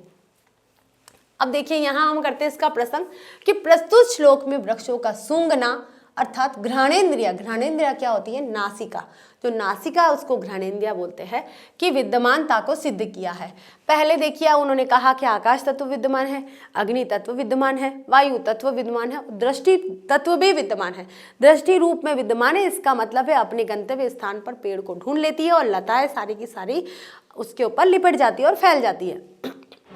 अब बता रहे हैं कि घ्राणेन्द्रिया भी विद्यमान है, कि उनके अंदर सूंघने की शक्ति भी है। अब सूंघने की शक्ति के ऊपर भी उन्होंने बहुत अच्छी बात कही है कि वृक्षा पुण्य पुण्य तथा गंधे विविधे धूपे अपीच अरोगा पुष्पिता संति तस्मात् पादपा जिग्रंति इति सिद्ध्यति। सिद्ध होता है कि जो पुष्प है पुण्य और अपुण्य कई प्रकार की गंध को ले लेते हैं और धूप को, अनेक प्रकार की धूप को भी ले लेते हैं और फिर भी रोग रहित है, फिर भी बीमार नहीं होते हैं। पुष्पिता संति और फले फूले रहते हैं। इसी कारण से पादपों में सिद्ध होता है कि उनमें नासिका तत्व है, नाक इंद्री उनकी घ्राणेन्द्री विद्यमान है। कि ऋषि भृगु कहते हैं कि वृक्ष पुण्य और अपुण्यों से तथा अनेक प्रकार की गंधों और धूपों से रोग मुक्त और पुष्पित होते। पुष्पित का मतलब फले फूले रहते हैं। इस कारण वृक्ष सूंघते हैं और यह सिद्ध हो जाता है। ठीक है, तो अब देखिए बच्चों हमारे यहाँ पर अभी तक 12 श्लोक हो चुके हैं। अब हम आते हैं 13वें श्लोक की तरफ।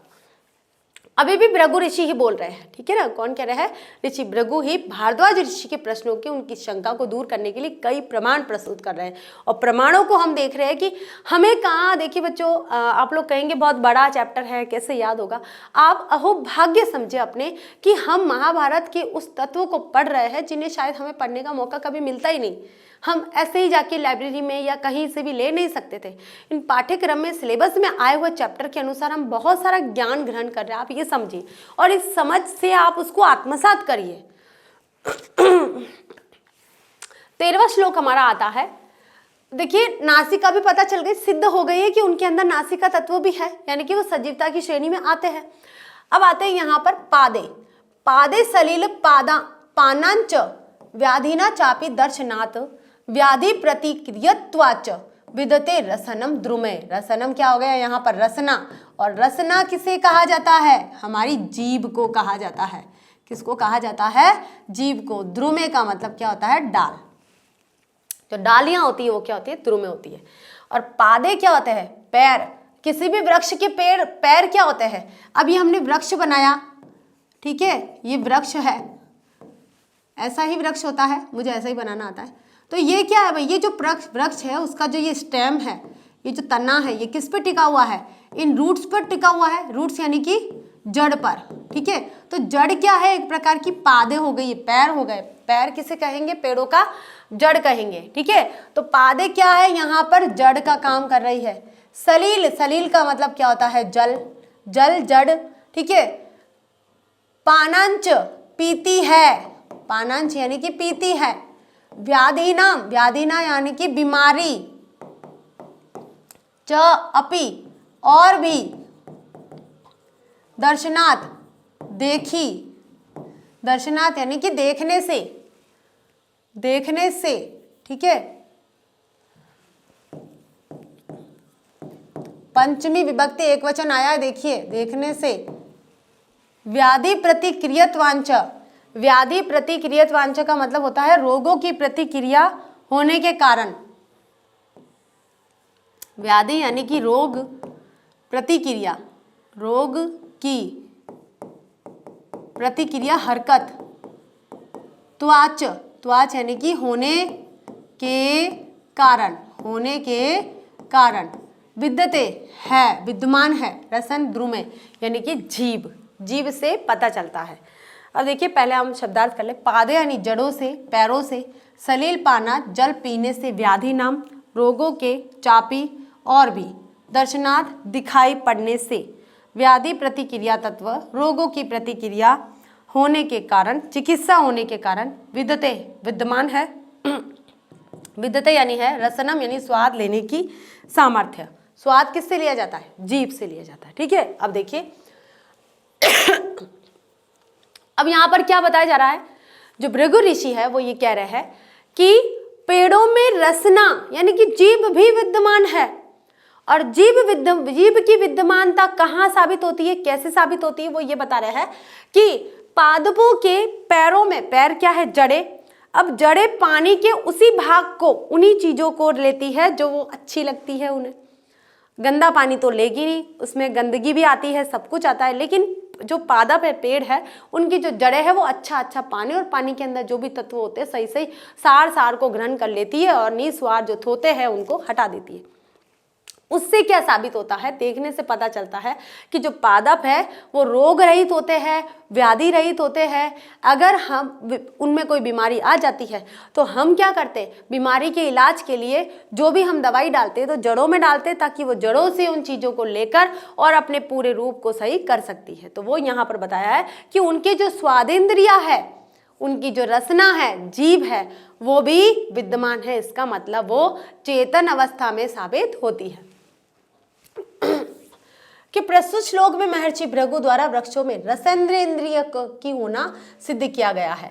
अन्वय कि पादे सलील पानात व्याधिना च अपि दर्शनात् व्याधि, कि भृगु ऋषि कहते हैं कि अपनी जड़ों के द्वारा जल पीने के कारण और रोगों के दिखाई पड़ने के कारण, व्याधि प्रतिक्रियात्व कारण, रोगों का उपचार संभव होने के कारण, च द्रुमे रसनम विदते कारण वृक्षों में स्वाद लेने की सामर्थ्य सिद्ध होती है।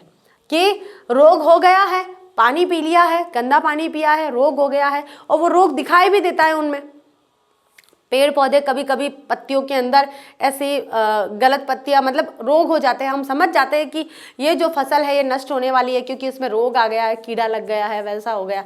अब ये क्यों आया, क्योंकि हो सकता है हमने जो हमारी जो मिट्टी है वो सही नहीं है, हमारा जो पानी है वो सही नहीं है, तो गलत पानी देने के कारण उनमें रोग दिखाई दे जाता है, और हम फिर सही उसका रोगों का उपचार कर लेते हैं तो वो रोग वापस सही होता है, वो अभी नजर आता है। तो ये किन में होता है, मनुष्य में भी होता है, प्राणी जगत में होता है, तो प्राणी जगत में होता है, पेड़ पौधों में भी हो रहा है। तो जो पेड़ पौधे वो किसकी श्रेणी में रखे गए हैं, सजीव श्रेणी में रखे गए हैं, तो वो यहाँ पर बताया गया है। तात्पर्य है कि रसन इंद्रिय के अभाव में जल पीना और रोगों की दवा पीना संभव नहीं है। बिना स्वाद के दवा का प्रभाव हो ही नहीं सकता है। इसलिए साबित होता है कि पादपों में रसन इंद्रिय होती है, यानी कि जो जीभ है वो होती है। ठीक है, आगे चलते बच्चों, हमारा श्लोक नंबर 14। वक्त्रेणोत्पल नालेन यथोर्ध्वर्धर जलमाददेत यथा पवन संयुक्त पादे पिबती पादप। क्या बोले हैं, वक्त्रेण, वक्त्रेण का मतलब होता है वक यानी कि मुंह, मुख द्वारा, उत्पलानेलेन मुख द्वारा, मुख से, उत्पल का मतलब होता है कमल की डंडी से, कमल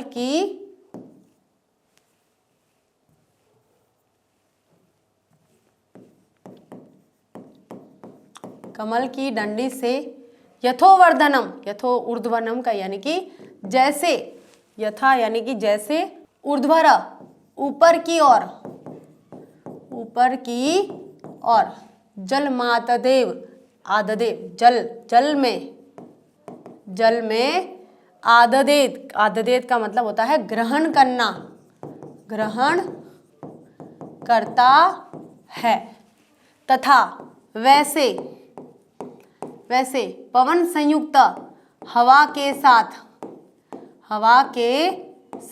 वैसे ही हवा के साथ पादे यानी कि पैर, पीबती पादः, पीबती यानी कि पीते हैं, पादप यानी पौधे। वक्त्रेण मुख द्वारा, उत्पल नालेन कमल की डंडी से, यथा जैसे, जिस प्रकार, ऊर्ध्व ऊपर की ओर, आददेत ग्रहण करता है, तथा उसी प्रकार पवन संयुक्त, पवन से युक्त। अब देखिए क्या बताया इसमें कि भृगु ऋषि कह रहे हैं कि जिस प्रकार एक कमल का पौधा बताया है कि कमल का पौधा कीचड़ में रहता है और वो अपनी कमल डंडी से, नीचे होती है कमल की डंडी, कैसे होती है, इस तरह का होता है कमल का पुष्प। अच्छी ड्राइंग नहीं है बेटा, कई बार कहती हूँ मैं, कमेंट्स मत करना इस ड्राइंग के ऊपर। इस तरह से होता है, ठीक है, और भी होता होगा, मुझे पता नहीं, हमने तो ऐसा ही सीखा था। ये जो कमल डंडी है, कमल नाल उसको बोलते हैं, ये नीचे के पानी को ऊपर की तरफ खींचता है और ये बढ़ता जाता है। ठीक है, ऊपर की तरफ खींचता है और ये ऊपर का जो होता है वो भाग बढ़ता जाता है, ऊर्ध्व यानी कि ऊपर की ओर खींचता है। कि जिस प्रकार से मुख से कमल डंडी मुख से जल को ऊपर की ओर खींचती है, ऊपर की ओर ग्रहण करती है, वैसे ही पवन संयुक्त हवा के साथ जो पेड़ों की जो जड़ें होती है वो नीचे, मतलब जड़ें जो होती है वायु के साथ में, जो पेड़ों की जड़ें होती है वो पानी को पीती है। ठीक है, इस तरह से पता चलता है कि उनके अंदर मुख भी होता है, यानी कि पानी भी होता है। अब चलते प्रसंग कि प्रस्तुत श्लोक में वृक्षों में चेतनता का होना सिद्ध किया गया है।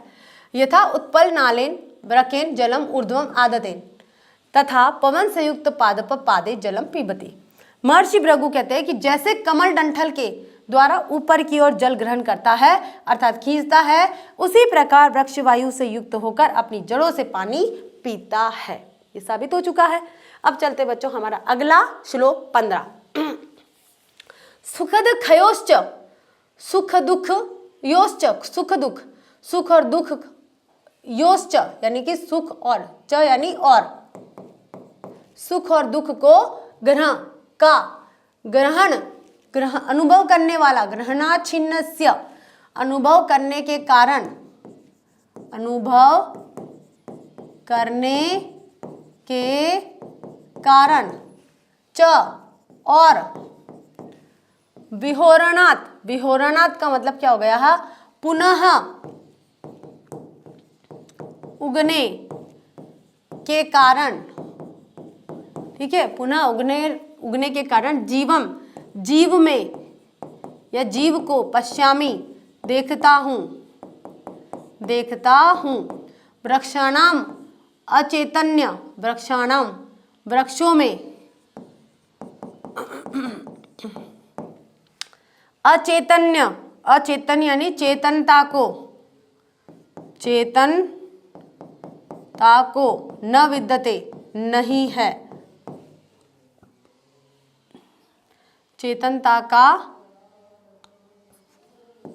अचेतनता को नहीं है। ठीक है, विद्यमान यानी विद्यते यानी नहीं है। सुख दुख, जो सुख और दुख का ग्रहणात् अनुभव करने के कारण, छिन्नस्य कटे हुए का, विरोहणात् पुनः उगने के कारण, जीवन को पश्यामि देखता हूँ, अनुभव करता हूँ, अचैतन्यम चेतना का अभाव। अब देखिए यहाँ भृगु ऋषि क्या कह रहे हैं, तो भृगु ऋषि यहाँ कह रहे हैं कि सुख और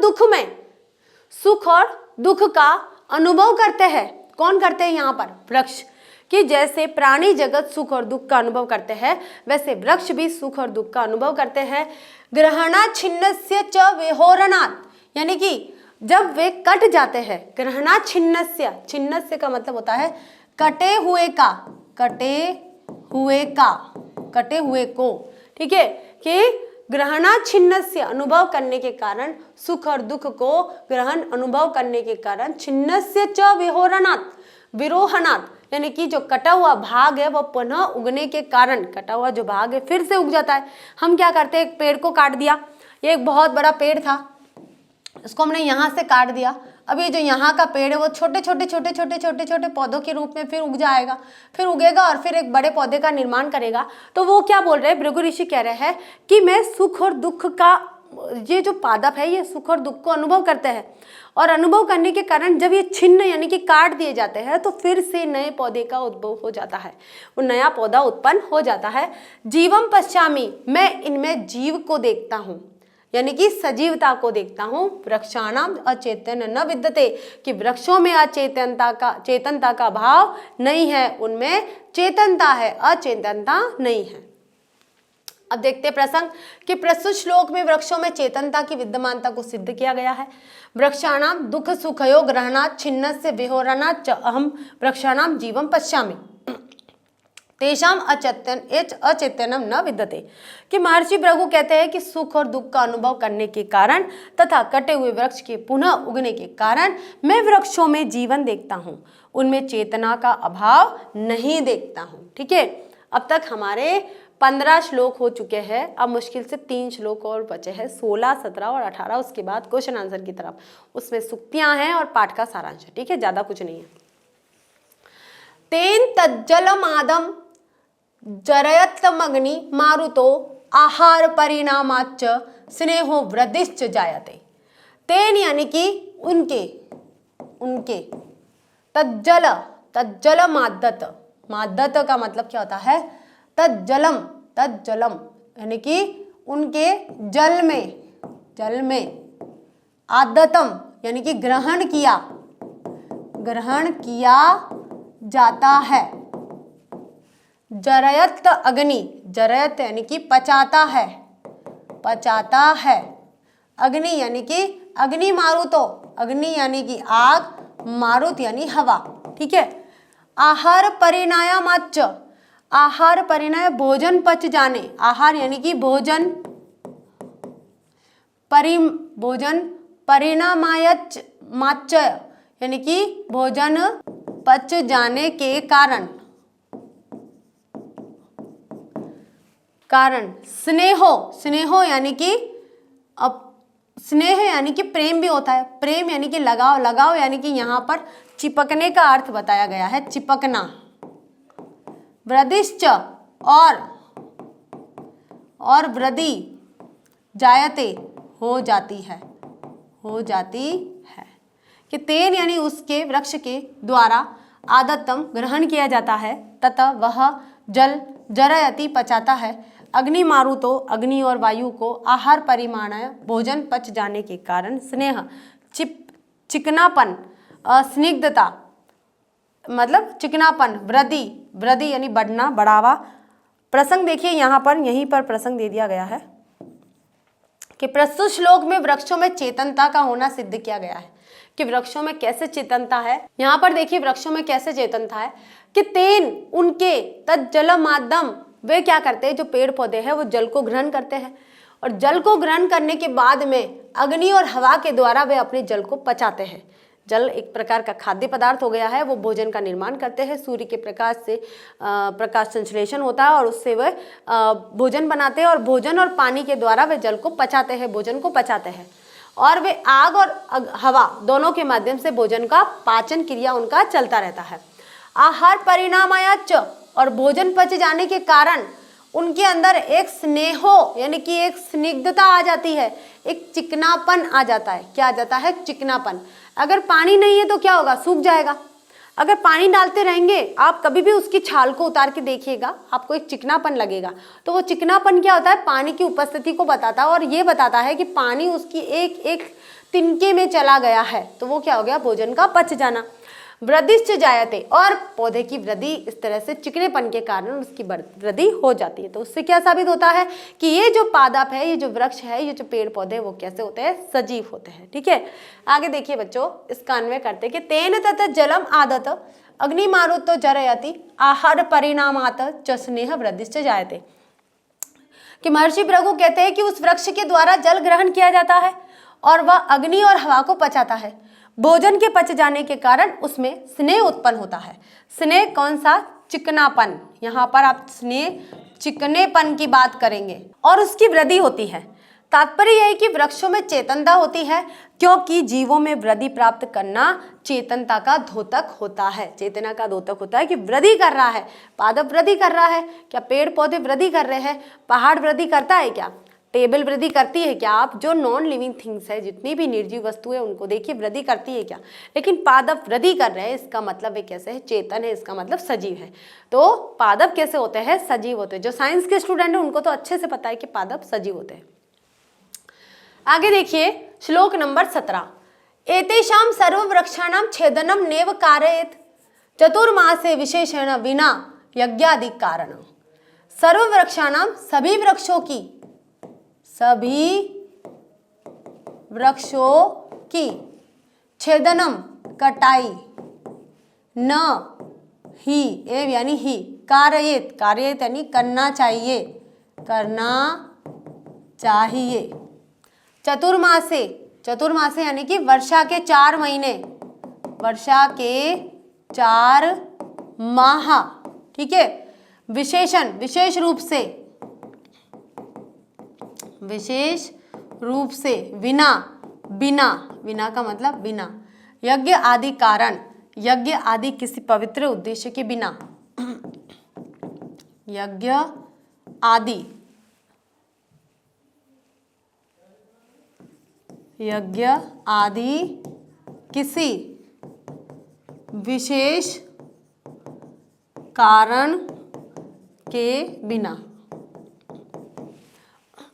अब देखिए यहाँ पर भृगु ऋषि अपने कथनों का समापन कर रहे हैं और वो कह रहे हैं कि वे बता रहे हैं कि वृक्षों में इतनी सजीवता होती है, इतनी चेतनता होती है, वे विकास करते हैं, वे वृद्धि करते हैं, उनमें सूंघने की क्षमता होती है, देखने की क्षमता होती है, सुनने की क्षमता होती है, आकाश तत्व होता है, वायु तत्व होता है, सभी तत्व उसमें विद्यमान रहते हैं। तो इसलिए हमें एतेषाम, इनको यानी कि इन वृक्षों की छेदनम कभी भी कटाई न एव नहीं कार्यत करनी चाहिए, कि इन वृक्षों की कभी भी हमें ऐसे ही कटाई नहीं करनी चाहिए। चतुर्मास से विशेष रूप से वर्षा के 4 महीनों में बिना यज्ञ आदि कारणन के, बिना यज्ञ जैसे विशेष कार्य के बिना, क्योंकि यज्ञ में ही हम प्रकृति की वस्तुओं को लेते हैं, प्रकृति तत्वों को लेते हैं, जिसमें कहा जाता है कि पीपल के पेड़ और बरगद के पेड़ की लकड़ियों का हवन आदि में काम में लिया जाता था। तो यज्ञ जो किया जाता था वो प्रकृति संरक्षण के लिए किया जाता था। इसलिए यज्ञ आदि कारण के बिना हमें पेड़ों की कटाई नहीं करनी चाहिए, खास तौर पर वर्षा के 4 महीनों में, क्योंकि वर्षा के 4 महीनों में ही जो पेड़ पौधे होते हैं वो फलते फूलते हैं। तो किसी कारण के बिना हमें वृक्षों की कटाई कभी भी नहीं करनी चाहिए।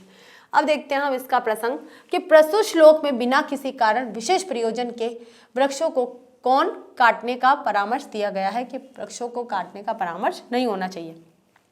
अन्वय, एतेषां सर्ववृक्षाणां यज्ञादि कारणं विना छेदनं न कार्येत, विशेषण चातुर्मासे एव एतेषां छेदनं न कार्येत, कि चतुर्मास में इनका छेदन नहीं करना चाहिए, नहीं काटना चाहिए। कि महर्षि भृगु कहते हैं कि इन सभी वृक्षों की यज्ञ आदि विशेष कारण के बिना कटाई नहीं करनी चाहिए, अर्थात यज्ञ आदि के समय आवश्यकता पड़ने पर ही वृक्षों को काटना चाहिए। विशेष रूप से वर्षा के 4 महीनों में इन्हें नहीं काटना चाहिए, क्योंकि यही समय होता है जब पेड़ फलते फूलते हैं।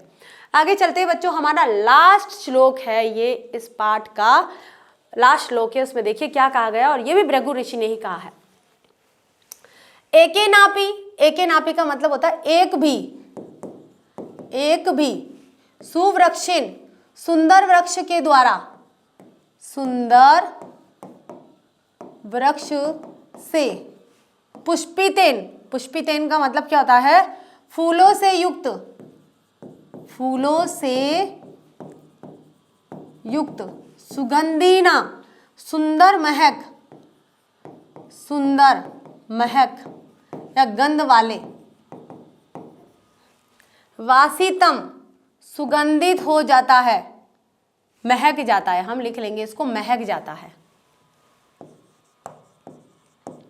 महकता है। ठीक है, आगे आता है सर्वम सुपुत्रेण कुलम यथा, यथा यानी जैसे, सुपुत्रेण अच्छे पुत्र से, कुलम वंश, सभी, वनम सभी। ठीक है, सर्वम। अब देखिए बहुत अच्छी बात कही गई है, एक बात कही गई है कि जिस प्रकार से, कि जैसे एक सुपुत्र पूरे कुल को प्रकाशित कर देता है, प्रकाशित मतलब उसका नाम रोशन कर देता है। एक सुपुत्र एक पीढ़ी में आ गया तो 7 पीढ़ियों तक उसका नाम आता है और उसको प्रकाशित कर देता है। फॉर एग्जाम्पल आ गए महाराणा प्रताप, आ गए शिवाजी, आ गए बहुत ऐसे महान लोग हैं, चंद्रगुप्त मौर्य आ गए हैं। तो एक कुल में एक ही व्यक्ति आ गया तो उसने अपने पूरे वंश को प्रकाशित कर दिया, उज्जवल कर दिया। उसी प्रकार से एक सुंदर वृक्ष जो फूलों से युक्त है और जो सुगंध देने वाला है, वो काफी होता है पूरे वृक्षों को प्रकाशित करने में, वृक्षों की महिमा को गाने में। ठीक है, तो यही बात यहाँ पर बताई गई है कि एकानपि, एक भी सुंदर वृक्ष, सुवृक्षेन, सुंदर वृक्ष के द्वारा, पुष्पितेन, फूलों से युक्त, सुगंधिना, सुंदर महक वाले, वासितम, सुगंधित हो जाता है, वनम सर्वम, संपूर्ण वन, वनम सर्वम, पूरा वन। कि प्रस्तुत श्लोक में पुष्पित और पल्लवित वृक्ष के माध्यम से सुपुत्र के गुणों पर प्रकाश डाला गया है कि पुष्पितेन सुगंधिना, एकेन अपि वृक्षेण सर्वमेव वनम वासितम सुपुत्रिम कुलम भवति। कि महर्षि भृगु कहते हैं कि फूलों से युक्त तथा सुंदर गंध से युक्त एक भी सुंदर वृक्ष के द्वारा सारा वन उसी प्रकार से सुगंधित हो जाता है जैसे एक ही सुपुत्र के द्वारा वंश प्रतिष्ठित हो जाता है, वंश प्रकाशित हो जाता है। बता दें यहाँ पर जो महर्षि भारद्वाज के मन में जो भी आशंकाएं थी, जो भी शंकाएं थी, जो भी संदेह था, उन संदेह को दूर किया किन्होंने? महर्षि भृगु ने। तो यहाँ पर महर्षि भारद्वाज और महर्षि भृगु के द्वारा जो वार्तालाप था वो उसको आज हमने यहाँ पर पढ़ लिया है। तो बच्चों ये हो गया था हमारा पूरे 18 श्लोक का सप्रसंग अन्वय के साथ में, शब्दार्थ के साथ में इसकी व्याख्या हो गई है। अब करते हैं हम यहाँ पर प्रश्नोत्तर। तो प्रश्नोत्तर में देखिए सूक्तियां दी गई है और ये सूक्तियां बहुत ही इंपॉर्टेंट है और ये इसी पाठ में से ली गई है, कहीं और से नहीं ली गई है, लेकिन एक एक पंक्ति में कई प्रकार का भाव व्यक्त किया गया है। और संदर्भ जो होगा हमारा सेम एक ही होगा कि अमितानाम महाशब्दों यानी भूतानी यांति भूतानी संभव। कि प्रस्तुत सूक्ति हमारी पाठ्य पुस्तक संस्कृत के पद्यखंड पद्य पीयूषम के वृक्षानाम चेतनत्व पाठ से उद्धृत की गई है, ली गई है। अब लिखना है इसका प्रसंग कि प्रस्तुत सूक्ति में महर्षि भृगु पंचभूतों और उसके लिए प्रयुक्त शब्द का वर्णन कर रहे हैं। और कौन सा शब्द है ये? महा। ये जो महा शब्द है इसकी व्याख्या की गई है कि अर्थ क्या है कि असीमित पदार्थों के लिए, जो असीमित पदार्थ होते हैं, वृक्ष कैसे असीमित है, जिनकी आप गिनती नहीं कर सकते हैं, सिर्फ अनुमान लगा सकते हैं, असीमित पदार्थों के लिए महाशब्द से भौतिक पदार्थ उत्पन्न होते हैं। ठीक है, आगे देखिए कि महर्षि भारद्वाज ने महर्षि भृगु से भारद्वाज से भृगु कहते हैं कि असीमित पदार्थों के लिए महाशब्द का प्रयोग होता है और यह शब्द के पूर्व जुड़कर उसके अर्थ में बहुत अधिक सर्वश्रेष्ठ और सबसे बड़ा, बहुत बड़ा आदि अर्थों का बोध कराता है। महा लगाते ही महाशक्ति, शक्ति है महाशक्ति, मानव महान, जो महान है बहुत बड़ा है, ऐसे ही महातत्व हो गया है और महाईश, महान ईश यानी कि महान ईश है, ईश में सबसे बड़े है, सर्वश्रेष्ठता की बात कर दी जाती है महाशब्द जोड़कर। तो किसी भी शब्द के आगे महा उपसर्ग लगा देंगे तो उसकी जो श्रेष्ठता है वो कई गुना सर्वश्रेष्ठ यानी कि सभी से ऊंची हो जाएगी। ठीक है, यही यहाँ पर बताया गया है। यथा जैसे महात्मा, महाकाव्य, महादेव, महापुरुष, महाभियोग, महायज्ञ, महामारी आदि। अतः स्पष्ट है कि महाशब्द का प्रयोग असीमित पदार्थों के लिए होता है और इन असीमित पदार्थों से ही समस्त प्राणी भौतिक पदार्थ उत्पन्न होते हैं, इसलिए इनके लिए प्रयुक्त महाभूत शब्द सार्थक और उपयुक्त होता है। ठीक है, दूसरी हमारी जो सूक्ति है वो आती है, संदर्भ हमारा सेम रहेगा, पहले वाला आपको मैं बार बार बताऊंगी। शरीरम पांच भौतिकम, कि हमारा जो शरीर है 5 भौतिक तत्वों से निर्मित है। इसकी भी बहुत बड़ी व्याख्या है कि कौन कौन से तत्व होते हैं। प्रसंग देखिए कि इस सूक्ति में बताया है कि संसार में जितने भी प्राणी हैं उनके शरीर 5 तत्वों से मिलकर बने होते हैं। अर्थ भी यही कि शरीर 5 भौतिक तत्वों से निर्मित है। इस छोटी सी सूक्ति का इतना अर्थ है, लेकिन जब व्याख्या की बात आती है ना बच्चों, तो व्याख्या देखिए क्या कह रहा है कि महर्षि भृगु वृक्षों में चेतनता के होने को प्रमाणित करते हैं और उनकी तुलना मनुष्य के शरीर से करते हैं और वे बताते हैं कि हमारा जो शरीर है आकाश, वायु, जल, अग्नि, पृथ्वी और अग्नि, कितने हो गए? आकाश हमारा 1, वायु हमारा 2, जल हमारा 3, पृथ्वी हमारा 4 और अग्नि हमारा 5। इन 5 तत्वों से मिलकर बना होता है हमारा जो शरीर। इसीलिए जो भी सजीव तत्व है, जो भी चेतन तत्व है, सभी के सभी इन 5 तत्वों से मिलकर बने होते हैं और इन्हें पंच महाभूत कहते हैं। ठीक है, हमारे शरीर की चेतना के कारण ये 5 तत्व ही है। जिस प्रकार शरीर की गति वायु तत्व के कारण, खोखलापन आकाश तत्व के कारण, ऊष्मा अग्नि तत्व के कारण, रुधिर यानी कि खून आदि का प्रवाह जल तत्व के कारण और ठोसपन पृथ्वी तत्व के कारण होता है, उसी प्रकार वृक्षों में भी ये 5 तत्व और लक्षण विद्यमान है, इसलिए ये भी हमारी तरह प्राण तत्व माने गए हैं। ठीक है, अब चलते हमारी तीसरी सूक्ति की तरफ। तीसरी सूक्ति क्या कह रही है? शरीर 5 धातव, शरीर 5 धातुओं से बना है। तो कथम 5 भौतिका, तो वे कैसे 5 भौतिक हो गए हैं?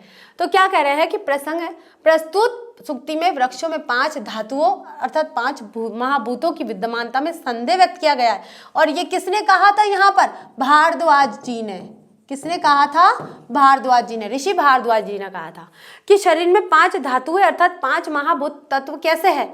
उन्होंने पूछा तो भृगु ऋषि ने तो पूरा वृतांत ही बता दिया, पूरा वर्णन ही बता दिया कि भाई कैसे वायु है तो कैसे है, कानों के द्वारा कैसे है, सूंघते कैसे है, देखते कैसे है, चलते कैसे है, अब बहुत सारी चीजें वो कैसे करते हैं। ठीक है, तो वो सारी चीजें उन्होंने बता दी कि महर्षि भृगु कहते हैं कि सभी स्थावर यानी कि एक ही स्थान पर स्थित रहने वाले जो जंगम होते हैं, चलने फिरने वाले पदार्थों में 5 धातुओं अर्थात 5 महाभूतों की विद्यमानता है। इन्हीं 5 महाभूतों से चर अचर समस्त विश्व युक्त है कि ये 5 धातुएं ही है, 5 तत्व ही है जिससे पूरा संसार निर्मित हुआ है और चर अचर जितनी भी चीजें वो विद्यमान है। ठीक है, 5 इंद्रिय संज्ञक जिसमें कौन कौन से, श्रवण इंद्रिय, घ्राणेन्द्रिय, रसेंद्रिय, स्पर्श इंद्रिय और दर्शन इंद्रिय, यानी कि हमारे हो गए यहाँ पर कान, यहाँ हमारी हो गई नाक, यहाँ हो गई हमारी जीभ जिसे रसना बोलते हैं, ये हो गई हमारी त्वचा और ये हो गई हमारी आंख। तो 5 तो इंद्रिया है और 5 तत्व है, सूक्ष्म महाभूत है। महर्षि भारद्वाज इन 5 महाभूतों की विद्यमानता जंगम पदार्थों में तो स्वीकार करते हैं, लेकिन भारद्वाज कह रहे हैं नहीं है, लेकिन स्थावर पदार्थों में नहीं। अपने संदेह को व्यक्त करते हुए वे विभिन्न तर्कों के द्वारा अपनी बात को रखते हैं। किनके सामने रखते हैं? भृगु ऋषि के मान। ठीक है, तो ये हो गई हमारी तीसरी सूक्ति। अब आते हैं हमारी यहाँ पर चौथी सूक्ति की तरफ। तो चौथी सूक्ति क्या कह रही है, देखिए कि यथा पवन संयुक्त पादपे पीवती पादप, पादे के जिस प्रकार से वायु से युक्त जो जड़ है, वायु से युक्त जो पादप है वो पेड़ों के जड़ों के द्वारा पानी पीते हैं, पादे पीदपी पादप जड़ों के द्वारा पानी पीते हैं। तो यहाँ पर देखिए क्या बता रहे हैं कि प्रस्तुत सूक्ति में जीवधारियों और वृक्षों द्वारा जल ग्रहण करने की विधि को बताया गया है कि जैसे मनुष्य पानी पीकर जीवित रहता है और उसमें एक तरह का चिकनापन रहता है और अपनी बॉडी में खून का प्रवाह बनता रहता है, उसी प्रकार से वृक्षों में भी पानी का संचार होता है। और वो किन माध्यम से हो रहा है? जड़ों के माध्यम से हो रहा है। और उनकी जो त्वचा होती है, उनकी जो छाल होती है, उसके अंदर चिकनापन रहता है, यानी कि स्नेह रहता है। स्नेह क्या होती है? स्निग्धता होती है। और वो जो स्निग्धता है, जो स्नेह है, जो चिकनापन है, वह बताता है कि इसके अंदर पाचन क्रिया होती है। ठीक है, इसी बात को यहाँ बताया है कि जैसे पवन से युक्त होकर वृक्ष जड़ों से जल पीते हैं। पवन से युक्त होकर, हवा है तो पानी पिएंगे। ठीक है ना। ये जीवधारी वायु के सहयोग से चूषण पद्धति, चूसते क्या, जीवधारी जो होते हैं वो पानी को, जड़ें क्या होती, चूसती है, पानी को चूसती रहती है मिट्टी से। चूषण पद्धति द्वारा जल आदि पेय पदार्थों को ग्रहण करते हैं और यह क्रिया केवल जीवधारियों में ही पाई जाती है। जैसे प्राणी होते हैं, जीव जंतु जो है, और मानव के लिए कहा गया और पेड़ पौधों के लिए, तो ये जीव प्राणी कहते हैं, इन्हें जीवधारी कहा जाता है। वृक्ष भी इस पद्धति के द्वारा वायु के योग से अपनी जड़ों द्वारा पृथ्वी से जल चूसकर अपना पोषण करते हैं, अतः उनमें भी जीवन है। जिस प्रकार कमल अपनी नाल के द्वारा पानी को ऊपर पहुंचाता है, उसी प्रकार वृक्ष वायु की सहायता से अपने जड़ रूपी पैरों से पानी पीकर वृक्ष की शाखाओं उपशाखाओं तक ले जाते हैं, इसलिए उनको पादप कहा जाता है। भाव यह है कि मूल ही सबका कारण होता है। मूल, मूल यानी कि जड़। पादपों का जो कारण है वो क्या है? मूल, यानी कि जड़ ही उनका एकमात्र ऐसा सहारा जिनसे वो पानी को ग्रहण करते हैं। आगे चलते हैं बच्चों, हमारे यहाँ पर 5वीं सूक्ति आती है।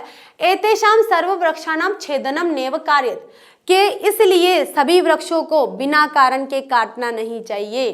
ठीक है, इसमें यह बताया गया है कि प्रस्तुत सूक्ति में महर्षि भृगु वृक्षों में चेतना होने के कारण उन्हें न काटने की ओर संकेत कर रहे हैं कि इन सभी वृक्षों को काटना नहीं चाहिए। ठीक है, अब क्यों नहीं काटना चाहिए? कि सभी वृक्षों में जीवधारियों की तरह ही चेतना होती है, इसी कारण से वे हमारी तरह से सुख और दुख का अनुभव करते हैं, अतः व्यर्थ काटकर उन्हें पीड़ा नहीं पहुंचानी चाहिए। वर्षा ऋतु में सभी पेड़ पौधों में नव जीवन और नव चेतना का संचार होता है और इसी समय वे सर्वाधिक वृद्धि करते हैं, अतः वर्षा ऋतु में तो इन्हें कदापि बिल्कुल भी नहीं काटना चाहिए।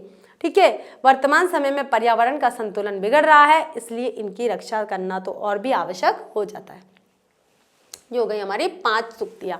अब आती है हमारी 6ठी सूक्ति, यहाँ पर लिखेंगे सूक्ति नंबर 6, और बहुत ही मोस्ट इंपॉर्टेंट सूक्तियां हैं बच्चों, कई बार एग्जाम में आ चुकी है। देखिए ये भी आ चुकी है, अब इसकी बात करते हैं तो ये भी कई बार आ चुकी है, चौथी की बात करते हैं तो ये भी आ चुकी है। ऐसे जितनी भी सूक्ति हम पढ़ रहे हैं वो सारी सूक्तियां एग्जाम में आ चुकी है। मोस्ट इंपॉर्टेंट सूक्तियां है, इस चैप्टर से ली गई है।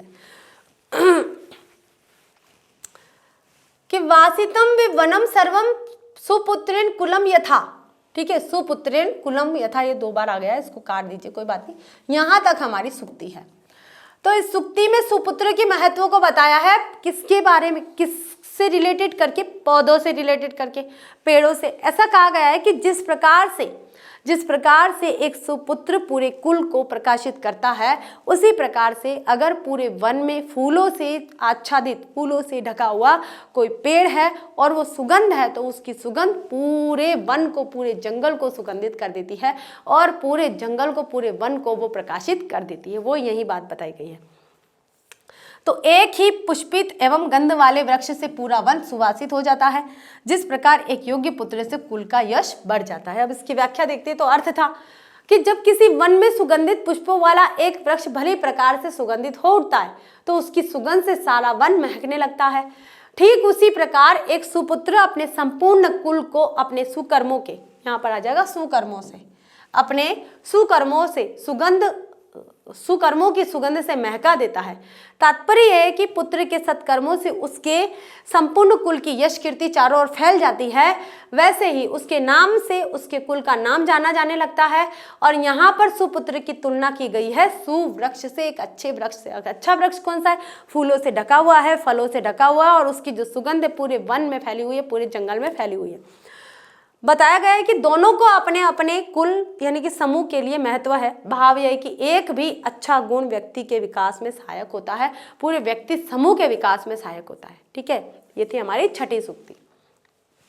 अब करते हैं बच्चों, हमारा लास्ट है ये पाठ का सारांश। और पाठ का सारांश हमें आना चाहिए कि अपरिमित पदार्थों के लिए महाशब्द का, अपरिमित या असीमित भी लिख सकते हो आप, असीमित, कि असीमित पदार्थों के लिए महाशब्द का प्रयोग होता है। अतः अपरिमित प्राणियों के लिए महाभूत शब्द उपयुक्त है। वायु, आकाश, अग्नि। अभी देखिए पंच महाभूत कौन कौन से होते हैं? वायु, आकाश, अग्नि, जल और पृथ्वी। आपकी नोटबुक होगी, उसमें आप लिख लीजिए पंच तत्व कौन कौन से हैं और पंच महाभूत कौन कौन से होते हैं। शरीर के निर्माण में जो 5 इंद्रियां वो कौन कौन सी है और पंच महाभूत कौन से, वो आप अलग अलग लिख लीजिए। यह आपके MCQ में जरूर बनेगा कि पंच महाभूत है और ये शरीर 5 भौतिक है, सभी स्थावर और जंगम इन पंच महाभूतों से युक्त है। जो जड़ और चेतन है सभी इन पंच महाभूतों से बनी है। अब चलते देखिए, वृक्षों के शरीर में ये 5 महाभूत दिखाई नहीं पड़ते क्योंकि वे देखते हैं, सुनते नहीं, स्पर्श का अनुभव, गंध और रस का सेवन नहीं करते। ऐसी शंका निर्मूल है। आप ये जो मान में धारण करके रखते हो कि वो देख नहीं सकते, वो सुन नहीं सकते, वो बोल नहीं सकते, वो महसूस नहीं कर सकते, वो सूंघ नहीं सकते, तो ये गलत है, क्योंकि ऐसा नहीं है।